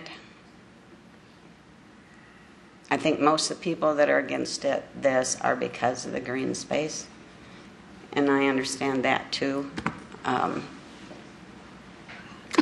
I don't know where else in the Merle Hay neighborhood you could put senior housing. I did go out and look. In fact, I had an appointment and got a tour of the building on Hillside. It was much more attractive from the outside than the pictures that he brought. There's a library inside. There's a computer room. There's a separate room that people can, who live there can use, like if they want to have a birthday party or whatever. Seems like there was one other special room, and I did go inside of one of the small. There are small apartments and then larger apartments with 2 bedrooms, and I saw one of the small ones. What facility was this? I'm not sure. The new one that Mr. Morrow just built out on the south side. Joanne, So- are you saying that the whole neighborhood associate, or at the meeting, that there was a formal vote taken in the? No. Okay, so. But we only had like 2 or 3 people who spoke against it that night. And I'm sure that's how the board ended up being in favor of it. So the board actually. The board actually voted, and it was 6-0 to support it. And that was after you'd had the full meeting of the neighborhood association? Yeah. Okay. Joanne, thank you very much. Yes. Thank you. Hi, Mayor, County, members of the council. I'm Carol George, 701 McKinley, Des Moines, Iowa, 50315. And I'm also a Park and Recreation Board member. And I was one of the 8 that voted against the excess property. And due to the fact of the open green space, I'd like to see it remain as open green space. And for the potential of future enhancements as well to that area with the community gardens, which I think are a wonderful asset in that neighborhood, and the trailhead and the exercise equipment. I think it would be a shame to have that area developed. And I would hate to see it go that way. Thank you. Thank you. Mayor and council members, Bill Gray, 4617 Franklin. I'm the guy right down the street. I've played a lot of ball up at Franklin Field, and I'm here to speak today in opposition to this program. I have nothing against what Tim and his dad have put together. You know, they've put together some good plans. We've had a chance to look at them. I've attended the meetings, the last meeting that was at Northwest Community Center, and also attended the board meeting for the Parks and Rec Board. Spoke at both of those. My issues are not with the project itself. It's the issue of negating sitting land, and that doesn't make sense to me. First of all, you know, if we're going to give away 2 acres, we take a look and did some math, and in giving up that, you're giving up 800 possible burial plots at a bare minimum of $700. So if you want to set the bar somewhere, that land, at least to the city of Des Moines in future money, is worth between $1 and $2 million. Now, you aren't going to see it. I'm not going to see it. Our kids probably are not going to see it. Our grandkids might see that. So if we do ever have to expand Glendale, after the 75-year projection that Parks and Rec have put together, it can be some land that we already own. We don't have to purchase anything, don't have to demolish anything. Good plan. So a bar of about $1 million is where we like to see it. Now, when I attended the meetings, one of the issues that came up is what is the projected sale price of this property? And the figures that have been thrown out have been $200,000 to $240,000. That seems awful weak for what we as a city are doing. You know, we're supposed to be good stewards of the city's money and property. And, you know, if you take a look just east of there, thanks, Tim, I can remove old Stockdale's off this list. You know, the Franklin Plaza has the same amount of acreage, just over 2.1. Its land assessed value is $371,000. It seems a little bit weak that we would be willing to sell city property in a comparable area for over $100,000 less. So that, I mean, again, try to be good stewards of the city's money and property. That leads me to the second thing, is that we have that issue at Franklin Plaza where there's a lot of depressed area there. There's not a whole lot of business, and we're looking at trying to get that thing improved so that we can get some more people, some more business in there. It may end up being that because of the times, things don't like that won't make any sense anymore. But the issue here I've got is that why are we as a city pushing development on city property when we have private property where we need private development to be built there? I don't think the city should be in competition with private development, especially at the prices that we're doing. And then finally, in taking also a look at that, the thing that comes to mind is that we're looking at this and there's no comprehensive plan for the city to build a plan for excess property. We're just doing one property at a time. Now, we're not getting the best deal that we can out of things if we're just going at it on a onesie-twosie basis. So one of the things I would like to see is that let's put together a plan, a good comprehensive plan that's going to say, look, here is some excess property that the city deems we're never going to use again, be it public work land, parks and rec, and say, let's make a plan to put this out and put it to the highest bidder and see that we do the best to steward our properties and our monies for the city. Thank you. Bill, thanks. My name's Tom Clark. I live at 2011 47th Street, which is around the corner from the proposed development, just a half block north of Franklin. And I, too, attended the meeting on May 17th at the Northwest Community Center. There were probably at least 50 people there, maybe 60 people. And there were about 2/3 of the people were against this project. I don't know how many people were in attendance at the various neighborhood meetings, but many times, as you people are aware, those neighborhood meetings has the board show up and maybe 2 or 3 other citizens. So I would say that the meeting at the Northwest Community Center was probably the most representative of the community. One of the things that I'd like you to focus on is that for over 100 years, the city of Des Moines has held this property for cemetery purposes. The proposal now is to sell nearly 2 acres. This is your last access onto Franklin. You have access from the cemetery onto 48th Street. You have access onto the university, but this will block access to the cemetery onto Franklin. So that's the first thing you ought to consider. The second thing you might want to consider is that there is the price that you could possibly receive from a developer of this type of nature would be much closer to probably $100,000 than it would be to $250,000. The reason I say that is the Morrow projects on the south side paid about $50,000 an acre for that property, and each of the 40-unit developments were 2 acres. They have about $100,000 in land cost for each 40 units. In the hands of the city, this property is worth much more money. As Mr. Gray said, usually you can get between 800 and 1,000 cemetery plots per acre. Right now, your listing price for those cemetery plots at Waveland is $700 a piece. $700 times 800 cemetery plots is $560,000. 1.8 acres is $1 million. So in the hands of the city, this property may be worth $1 million. Now, the interesting thing is, the city holds on to it. Cemetery plots increase in value.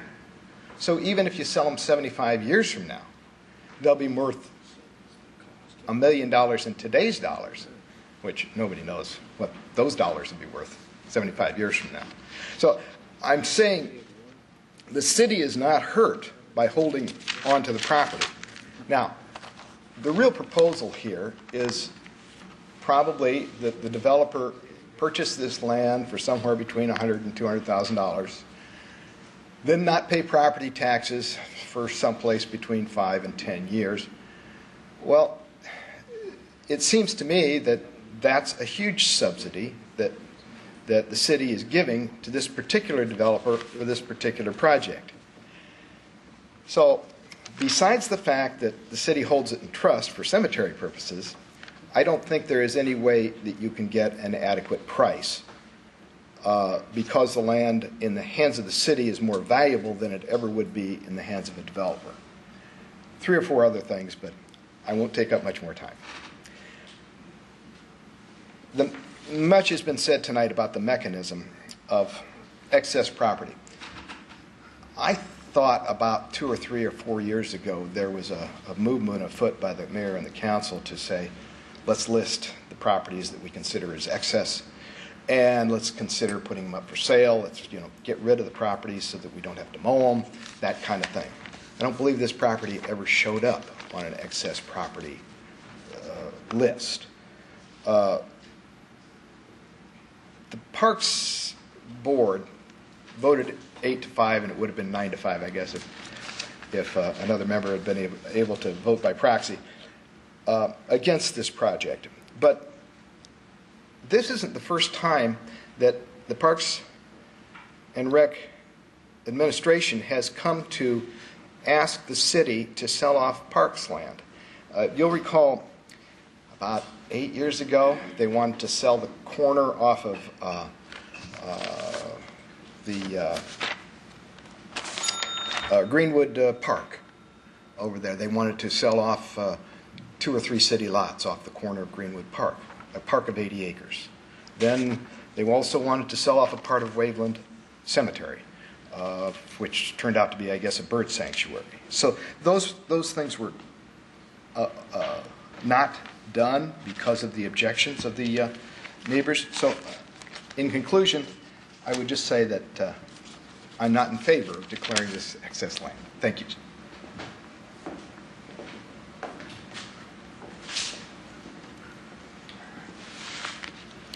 Mr. Mayor, council members, Joe Galloway, 3622 Davison Road, Des Moines, Park Board Chair.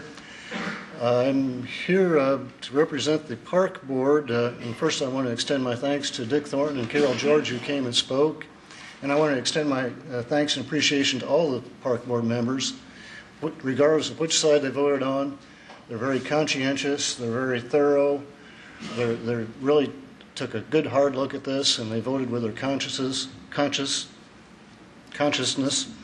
And so I think regardless of how they voted, I really appreciate their efforts, and I hope you do too. And I won't repeat anything that's been said already, but I did want to make sure that the 8 or the 9 people who were against this, that all the reasons were set forth before you. To begin with, for one thing, the cemetery issue was not that big of a deal at the Park Board level. The cemetery committee approves the release of the property. The park staff said it wouldn't be needed for 75 years, so the Park Board did not really question that. So the fact that it's not needed for cemetery purposes was not a big issue at the Park Board level. What did become an issue, though, is even if it's not needed for cemetery purposes, 9 of the members felt that, well, let's just keep things the way they are. It's green space. People do use it. That's uncontested. As to how much they use it, you can find witnesses who would testify that there's a lot. Some would say it's just a little, but there is some use. So the majority felt, well, just leave things the way they are. It won't cost any more to maintain it in the future than we're already spending now. And of course, a lot has been made about the Stogdale's property or Franklin Plaza, and we can go around and around on that, and it's kind of unproductive, it seems like. But there was one good point that the Park Board member made, is that if the city ultimately down the road is going to put money, economic development money, into that blighted area, why not put that money in now to help pay for the demolition costs, to help the Morrow project move into that, instead of taking away the green space and then putting in the money later. I thought that was a good point. Maybe too late in the game for that, but wanted to pass that along. Now, although we're presented with this excess question, and I realize that's in the council's program for selling excess property, and it sounds good on paper, the plan, to first decide whether it's excess or not, and then decide what goes in there. But in real life, it's not quite that easy, as we found out in a couple of situations here. So I think regardless of which side you're on in this discussion, I think there's a lesson to be learned here, and I don't have the answers, but I think we do need to possibly tweak the plan a little bit. But a lot of the park board members who voted against selling, the reason they were against the sale is because of the development plan, which they didn't like. They thought 3 stories was too high for the neighborhood, for instance, or they thought that the building was too tall to be next to the community gardens, and they just were against that project in that particular place. And as Carol George pointed out, some of the people who voted to sell it voted for it because they liked the development idea. They said, hey, this is a great economic development idea that's needed, therefore we're better off using it for the proposed purpose rather than leaving it as it is. So the development question infects the original threshold question whether it's excess or not, regardless of which side you're on. And the reason for this is, and this is my impression, that the city has not done a proactive study to identify excess parkland, like, for instance, the school system has done a systemic study comprehensively to identify excess property. Rather, the Parks Department operates on a reactive basis, that when a developer comes forward with a proposal, then we'll take a look at it and decide whether that's excess property. Well, what happens then, as we found out in real life, is that that particular developer's proposal becomes part of the consideration as to whether or not this is excess property. And the same thing happens with the neighborhood associations. We have the approval of the neighborhood associations for this, but they're saying it's excess property because they like the proposal that's going to be put in there. If instead the proposal was for a warehouse or just to leave it as a vacant lot with a fence around it, the neighborhood associations would say, no, we don't think it's excess. So I think we need to address that in the future, and as a lesson to be learned from this. And in conclusion, I just want to thank all the park board members, regardless of which side they voted on. I think they're doing a great job, and I really appreciate their efforts, and I hope you do too. Thank you. All right. I'll ask the council, does anybody have any questions, either of the developer or anybody, staff, to clarify any of the issues? Yes, Ms. Hensley. I would appreciate if the staff could walk through the process. I know that the action tonight is to declare it excess property, but because there were several questions from individuals that came up as to maybe not being notified, and there were some statements made that I know are not accurate, and rather than getting into that, I'd just like to have discussion of the process from this point forward. Okay.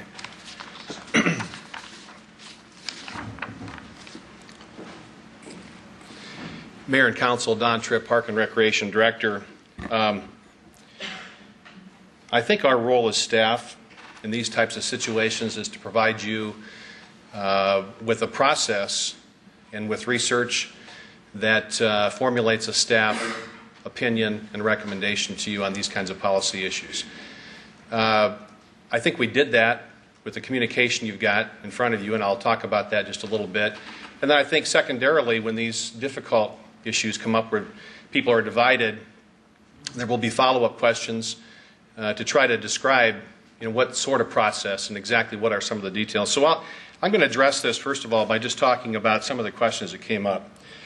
This issue of excess has been mentioned by several people, and I think that maybe Joe hit it best at the end by saying that, I think I'll summarize, Joe. I hope I capture what you represent, is that the process for determining excess can always be better, but it is a process.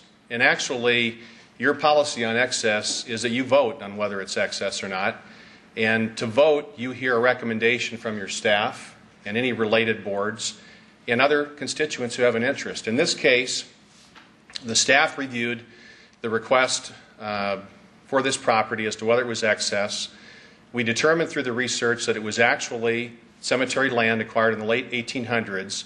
It's indisputable that it's been used as recreation space for a long time. It's open space. So we took all that into account. For the cemetery's purposes, was it needed for cemetery property? It could be used for cemetery property, but it was our determination to recommend to you, because of its location on Franklin Avenue, that it was unlikely that in the long term that would be the best and highest use of that land, sitting between the Franklin Senior Center and residential property. The issue of values, there would be a lot of ways to describe that to you. I guess I would say this: the cemeteries are not profit centers. When we sell cemetery lots over the long term, they are tax supported.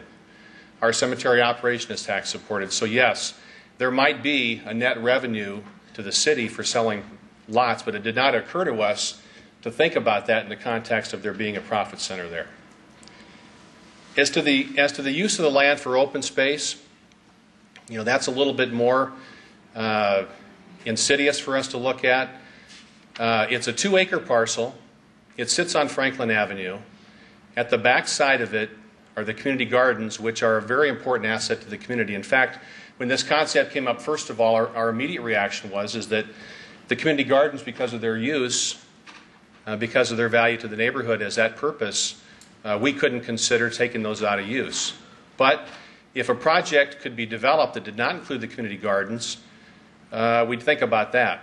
Well, as we heard additional feedback, and including from the park board and from neighbors about their interest in this property, we looked at the property and thought, and have said to you, that we really ought to consider the area south of the community gardens as replacement property for that open space. In fact, it's probably better property. People who use the community gardens will have, if they have children with them, grandchildren with them, it's an area that's away from the street. So, again, recommendation from us to you is that that is not significant open space in our system, and it could be considered excess. Again, ultimate decision would be for you to vote as to whether or not you agree with that. In the way of process to get there, so that's our research. That's the research piece of it. And by the way, one other thing that you've supported us on is this issue of natural resource value. We have an inventory going on throughout the park system today to look at very unique areas in our system, look at the entire system, so that if we ever have a request from somebody to buy property, we can answer right from the very beginning what precious natural resource assets there might be there. We looked at that in the context of this request, this 2-acre property. Were there any unusual species of animals or plants? Did it have some unique natural resource value, and determined that it didn't? Now, in the way of process, there were 3 public meetings, but really only 2 of them were only one of them was a meeting of the city. The developer hosted meetings to the neighborhood associations on consecutive nights at Northwest Community Center, but the staff, to meet the requirements of your policy, mailed notices to everyone who was 250 feet from the property, which should include everybody along Franklin there. And I really apologize, the resident that was here before didn't get notice. It would have gone to a property owner.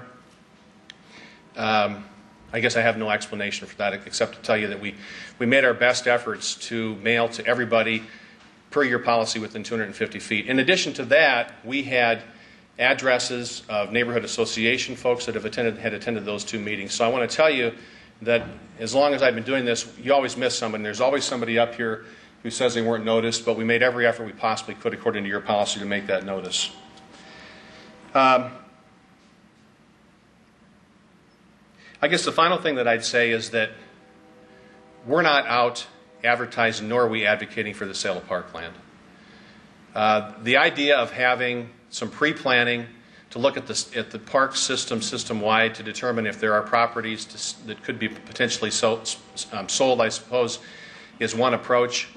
I doubt that we'll find anything with that approach. And it's because looking at it absent weighing benefit, cost, and all the factors that I talked about, neighborhood association input, park staff input of other city staff, and of course the engagement of the park board, that's the excess policy, is having that process in place. And in this case, I think we followed that policy.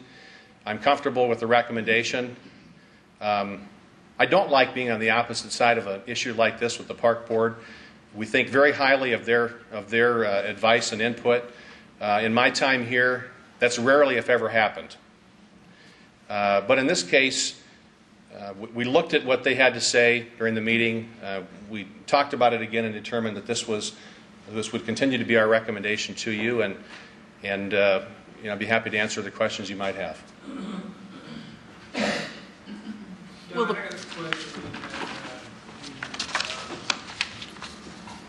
Citizen Cemetery Advisory Board met and approved unanimously. Is that a board within the Parks Board? Is that a separate board? How do they operate? That's a great question.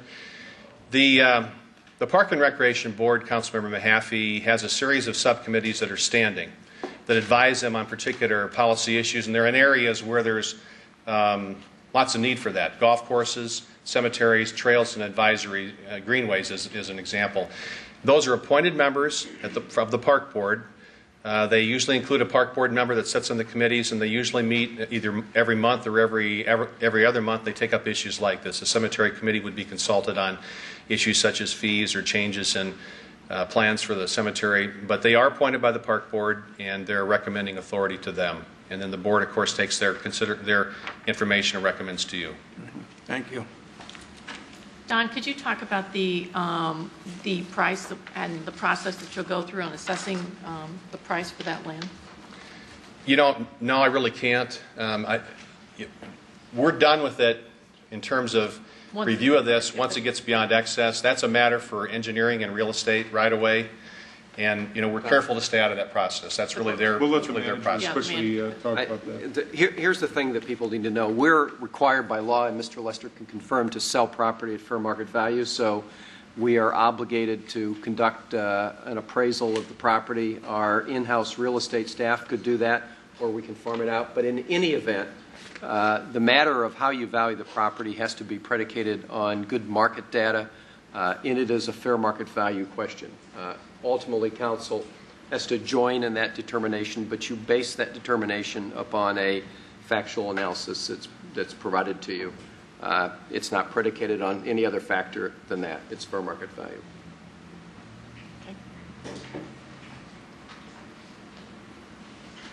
Okay. Any other? Jeff? That's absolutely correct. It's based on fair market value. Council cannot make a gift by statute. Council cannot make a gift to any developer or any particular person or entity other than a governmental entity as specified in statute. And how exactly fair market value is determined is done by staff, but council ultimately would make that determination. Mr. Lester, a discounted price would be a gift, right? I mean, a discounted price would be a gift. Now, which would be illegal. That's correct. Now, it doesn't preclude council from taking into account how the use is determined, what the use of the property is, whether that's going to produce greater property taxes, et cetera. There are a number of things that can go into valuation. So it's not necessarily the single highest priced value, but yes, the discounted price would be a gift and would be prohibited by statute. Just as a follow-up to that, assuming that if this went forward and the decision was made by the council to declare it excess, we could also dictate that the fair market value be determined by an independent third party as opposed to staff, just based upon some of the comments that have been made here to ensure a fair... Mr. Mayor. Mrs. Hensley, council members, that is correct. Council could direct that it be done by an external appraiser, fair market appraisal in that sense. And the other thing I'd add is that I'm not sure exactly what the property is zoned today, but I think it's a low zoning classification, R1. If this goes forward and if it's rezoned, it would be valued based on the new zoning, not the current. I don't know who the question's for. It may be for you, Don. And that is, I've never seen a schematic or a proposal for what the building would look like. The overall parcel that we're talking about, what percentage of that would have to be consumed by the building and the parking, the parking requirements? I mean, how, as you look at that, Don, the community gardens part that's not blocked off there, I'm losing track of whose maps is who. I want to make sure that we have a non-biased kind of probably should have run up with this map. This is the one you have in your council packet. Just some orientation here. You have Franklin Avenue on the top of the north of this. The hatched area represents proposed sale land of 1.8 acres and an area south of it, southwest corner, right here, of 0.2 acres that would not be sold but would be required to be included if this was determined to be a PUD. PUD minimums, I guess, are 2 acres. So the actual sale land is the 1.8 acres there that's hatched up along Franklin. There's a little piece of it that's cut out. That's because there's a shelter that was built there that the city and Polk County both participated in that we would maintain. It's right next to the recreational trail. The footprint, Councilmember Coleman, of the building and how much we've seen some schematics of that, that's preliminary. One of the things we recommended you see in your communication is that the park board be continued through the process to review the design as it's completed. So you had an idea, so they have an idea how much green space is on the site. The park board and I do have a concern about the appearance of that on Franklin. Can it be landscaped in a way? Can the green space be maximized on the north side of the building? Mr. Morrow may want to reflect on his thoughts there, but I think everybody would like to see that building placed in such a way that it's reflective of the character of the rest of the architecture on the street and the green space behind it. I appreciate you saying this, and this is by no means the opinion of the council, but mine, and that would be,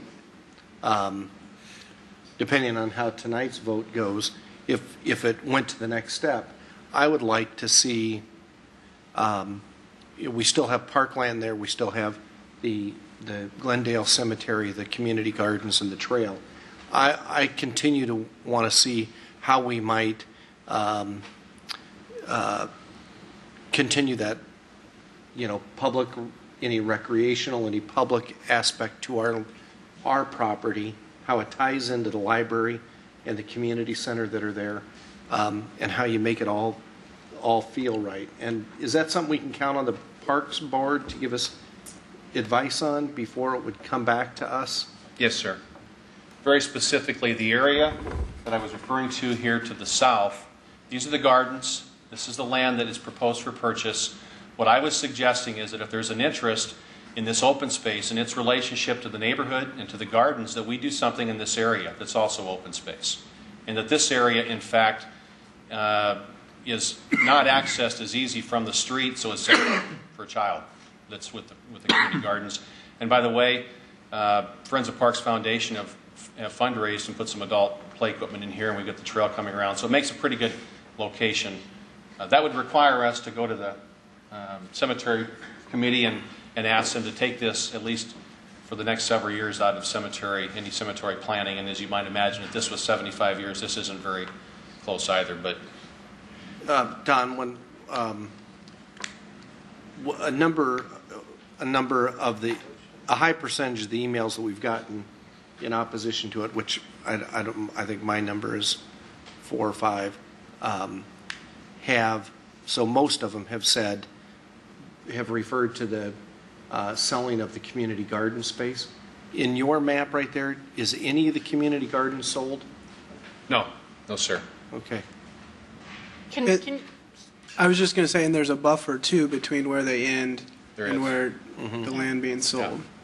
Yeah. Could you just talk about long-range plans? And I'm just looking, if you were to add additional recreational down there where you've got, right in there, are there any long-range plans then that would open that drive off of Franklin that would allow people to come back that direction off of Franklin? I mean, I'm looking I wouldn't want to commit to it. I think the parking lot at Franklin and the parking lot that's a part of the housing development, if that was the use that was planned, or any other use, frankly, we'd want to negotiate for use of some of the parking that's a part of that development. This developer has indicated that the parking requirements by code will far exceed their actual use from their experience. And so what we've said to them is that we'd like to provide some parking in here for the community gardeners that would be closer than what they have today, which is up in here and it's unimproved.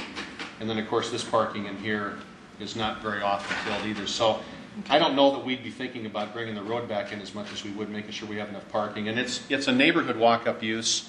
It's not a property. It's not the type of an area that you want to promote. I think a lot of outside activity, except for the trail users that are coming by, the community gardeners who are already there, and the neighborhood residents who'd walk up. Okay. Thanks, Don. Thank you. Don, to kind of carry off of Chris's point about the community gardens, they won't be affecting the trail either or the access to Franklin. That'll all stay as is. Yes, sir.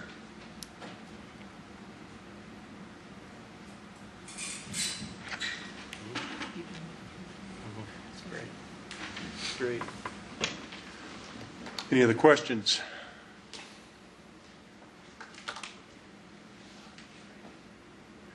Points to clarify.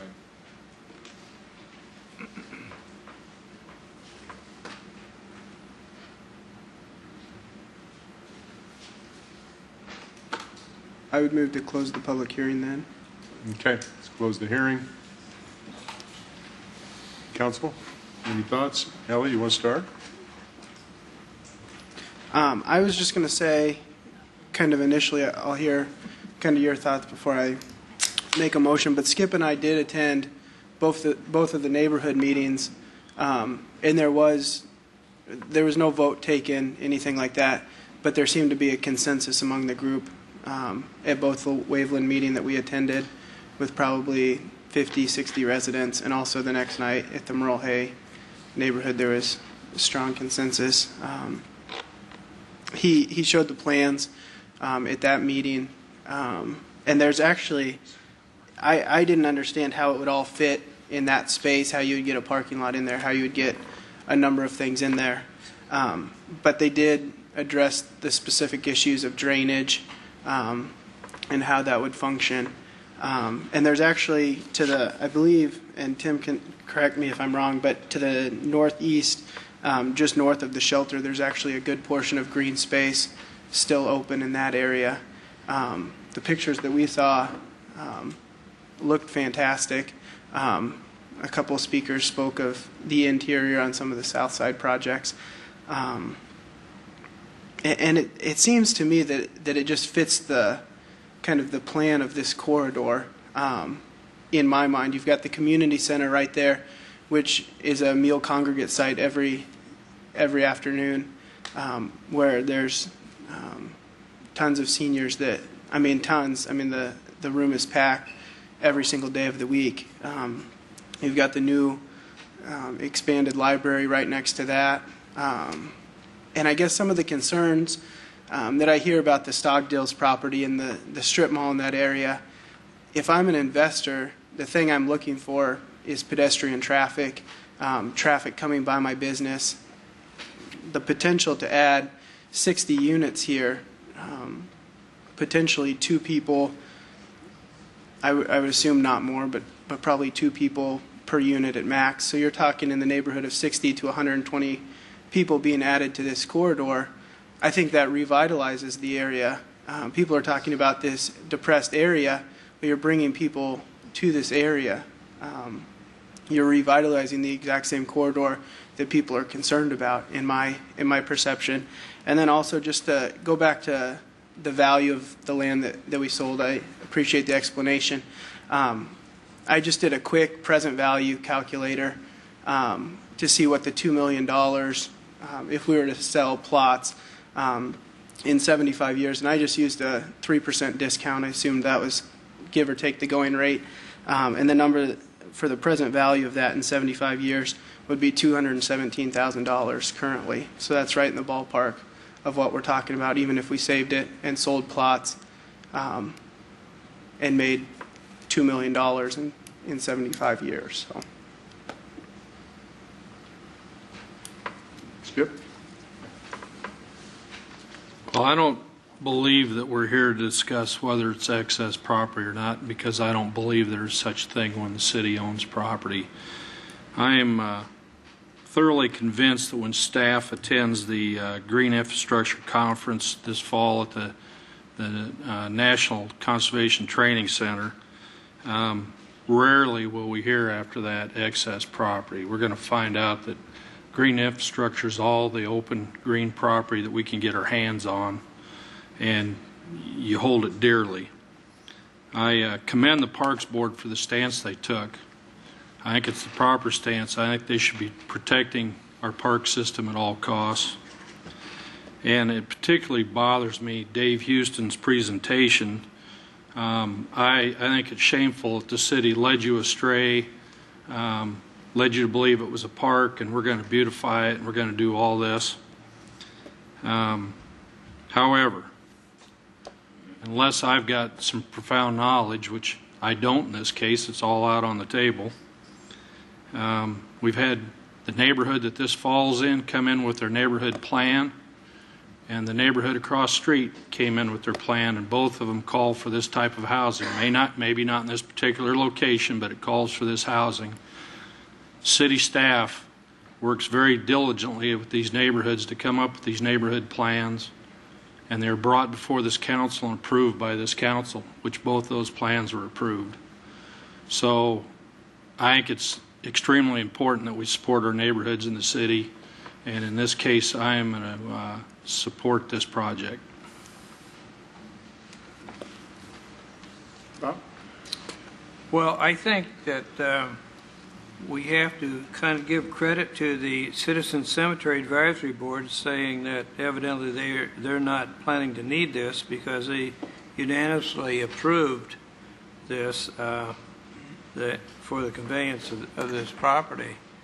And I also think that, well, like Skip, that with the neighborhood plans that had been designed, that these plans call for a variety of housing. And I think this housing project fits right into the county senior citizen center there. Plus, the library is close by for those who want to utilize that. And I think this project has a lot more positive aspects to it than it does negative. Brent? Thank you, Mr. Mayor. I too think it's a good project. I had some experience with Mr. Marl and his father's projects down on the south side.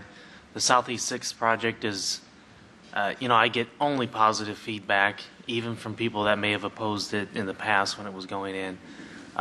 They do quality work. It's a good system that they have set up, and I think this is an excellent spot. I am a little baffled as to how the conversation here devolved into name calling early on. I'm disappointed that happened. I don't like being accused of corruption and things that just don't happen. Yes, I know John Marl. I mean, he's my supervisor. It's a small town. A lot of people know a lot of people. But I don't come into this lightly. I think it's a good project, and I wouldn't be voting for it if I didn't think it was a good project. So I support it. Just add a couple comments that have not been made already. I think, number one, when you have a project like this, there is a lot of emotion. And clearly it was not a clear-cut decision, because you've got some committees that supported it, some neighborhoods that supported it. You've got the Parks Board that ultimately voted not to support it. But I think that it's been a very good process that we've gone through. I think everybody is to be commended, as several people have indicated here earlier. I think it's good, healthy discussion, even though you may not agree, but sometimes emotions get the better of people, which is unfortunate. A couple of other items. It's been brought to my attention as I was asking questions and getting ready for this, and I did watch all of the discussion that the Parks Board had regarding this item. I just happened to catch it one night as I was flipping through the channels, so I was pleased that it was very timely. But we in the city, we have acquired approximately 400 additional acres of parkland. And this is such a small piece of what we're talking about. So we have a net gain of parkland in the city. And so I think that it is important that as we look at changing demographics and changes within our community, that we need to be flexible. For example, the John and Mary Papa John Sculpture Park, that was not originally part of the plan. And what would the city be today without the John and Mary Sculpture Park? So we have to have some flexibility in looking at our community as things change. And I think this is, it's obviously it's different, but we have to have that flexibility to look at it. And lastly, one of the biggest, most frequent requests that I get from senior citizens within the area that I represent is they so desperately want to stay in the city of Des Moines, but there are not the options available for them. And I can't tell you how many times we hear that they've had to move outside the city limits of Des Moines because there were not options available. So it's all about the plans, what we talked about, the diversity of housing, and this really fits that bill. Thanks. I have 4 teenagers at home, all who have Facebook accounts, and I warn them all the time, people are going to look at your Facebook account and read a lot into there. So now today I get burned because at some point I evidently took Mr. Morrow's invitation to be his Facebook friend and said yes. So he is, evidently, I'll take your word on it, one of 1,000 or 2,000 Facebook friends I have. I'll certainly go home and fix that tonight. I think you asked me. I do know the Morrows because I see him do, a fair amount of good things in the community. Many of the people that spoke tonight in opposition of this project are much better friends of mine and people I respect a great deal.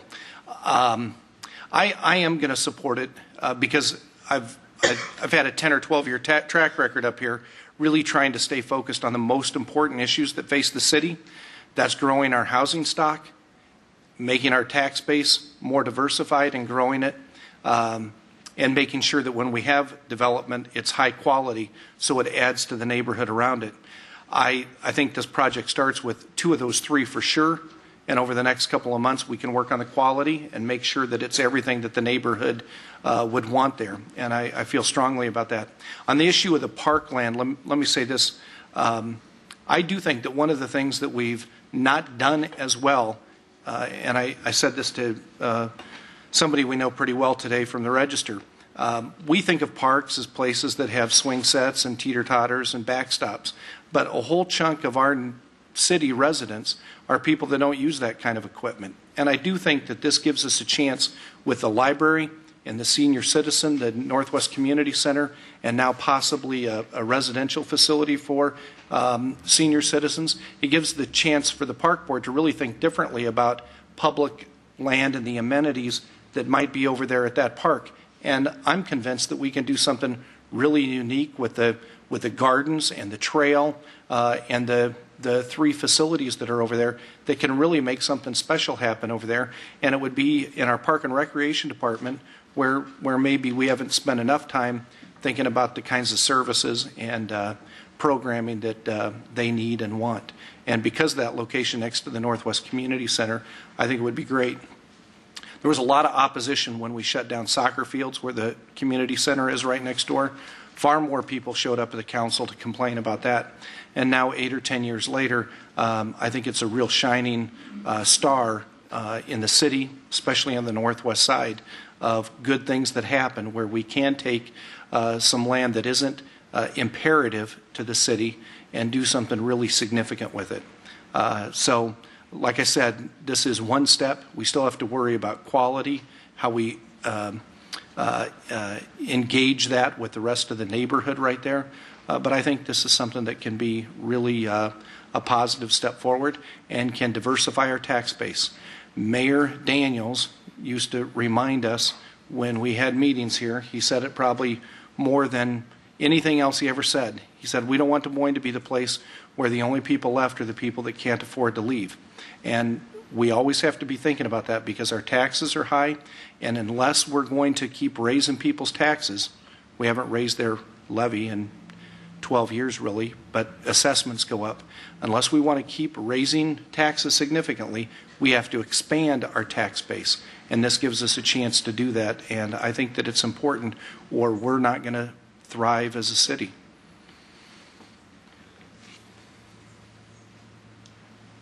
Okay, do we have a motion? Before I make a motion, I just wanted to make clear that I'm not Facebook friends with Tim.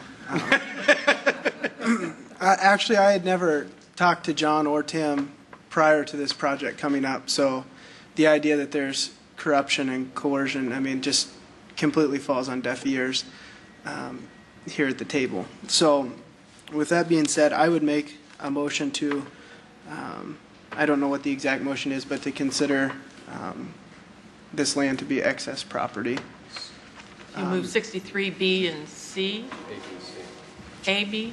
Yep, I would move items regarding the declaration of approximately 1.8 acres and receive and file the park board resolutions, A and B, and C would be to approve the declaration of excess property. And that would be my motion. As everybody is voting here, I want to fully disclose that I played softball in these fields many years ago, and I always loved that field because you could jerk one across Franklin Avenue up there. It was not a very far outfield, so it was one of my greater parks to play in.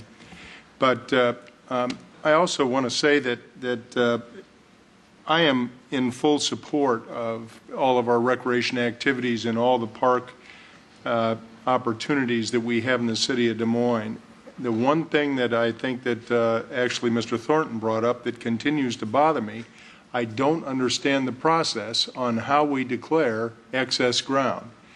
And what is excess ground? Do we let a very industrious developer identify it for us, or do we decide, what it is as citizens and have the park board find a process by which we declare some excess and have an open discussion about that prior to a development, coming forward? I mean, is that the way we do it? Is it driven by developers, or is it driven by a different process?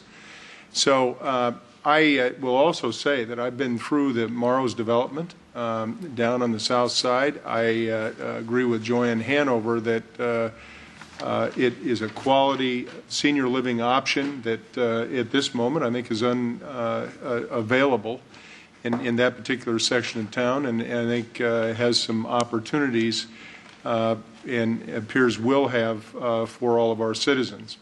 I do would urge our park board to kind of come together and let's start figuring out about excess property with our land and property management division, and let's work through a process.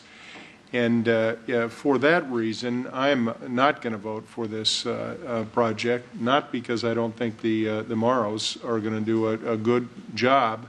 I just don't think it's we have arrived at a process yet that is very satisfactory for the citizens, that is open about the identification and also how we're going to make it available to all proposals and not wait for people just to go hunt these things out. So I appreciate everybody's input, all their comments this evening, and I think that we're all the better for it. So having said all that, I again end up on the back end of a vote. Won't be the first time, and probably won't be the last. Good, healthy discussion. Respect all the opinions of all the members of council here this evening, and also all the citizens that came here to give us their input on this item. 6-1 moves forward. Item 64 is the diminution of 2 positions within the Community Development Department, Council Communication number 11-392. Is there any discussion on this particular item? Anybody in the audience?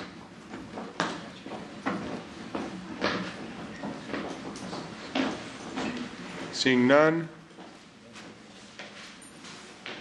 I'll move. we have a motion.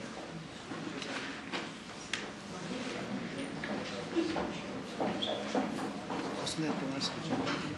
Where did we go? Yeah, we'll just have to vote it out. Was there an extra item?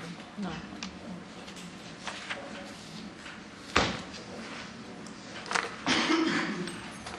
Mr. Coleman? Sorry. 6 yes, 1 no. I should just say that.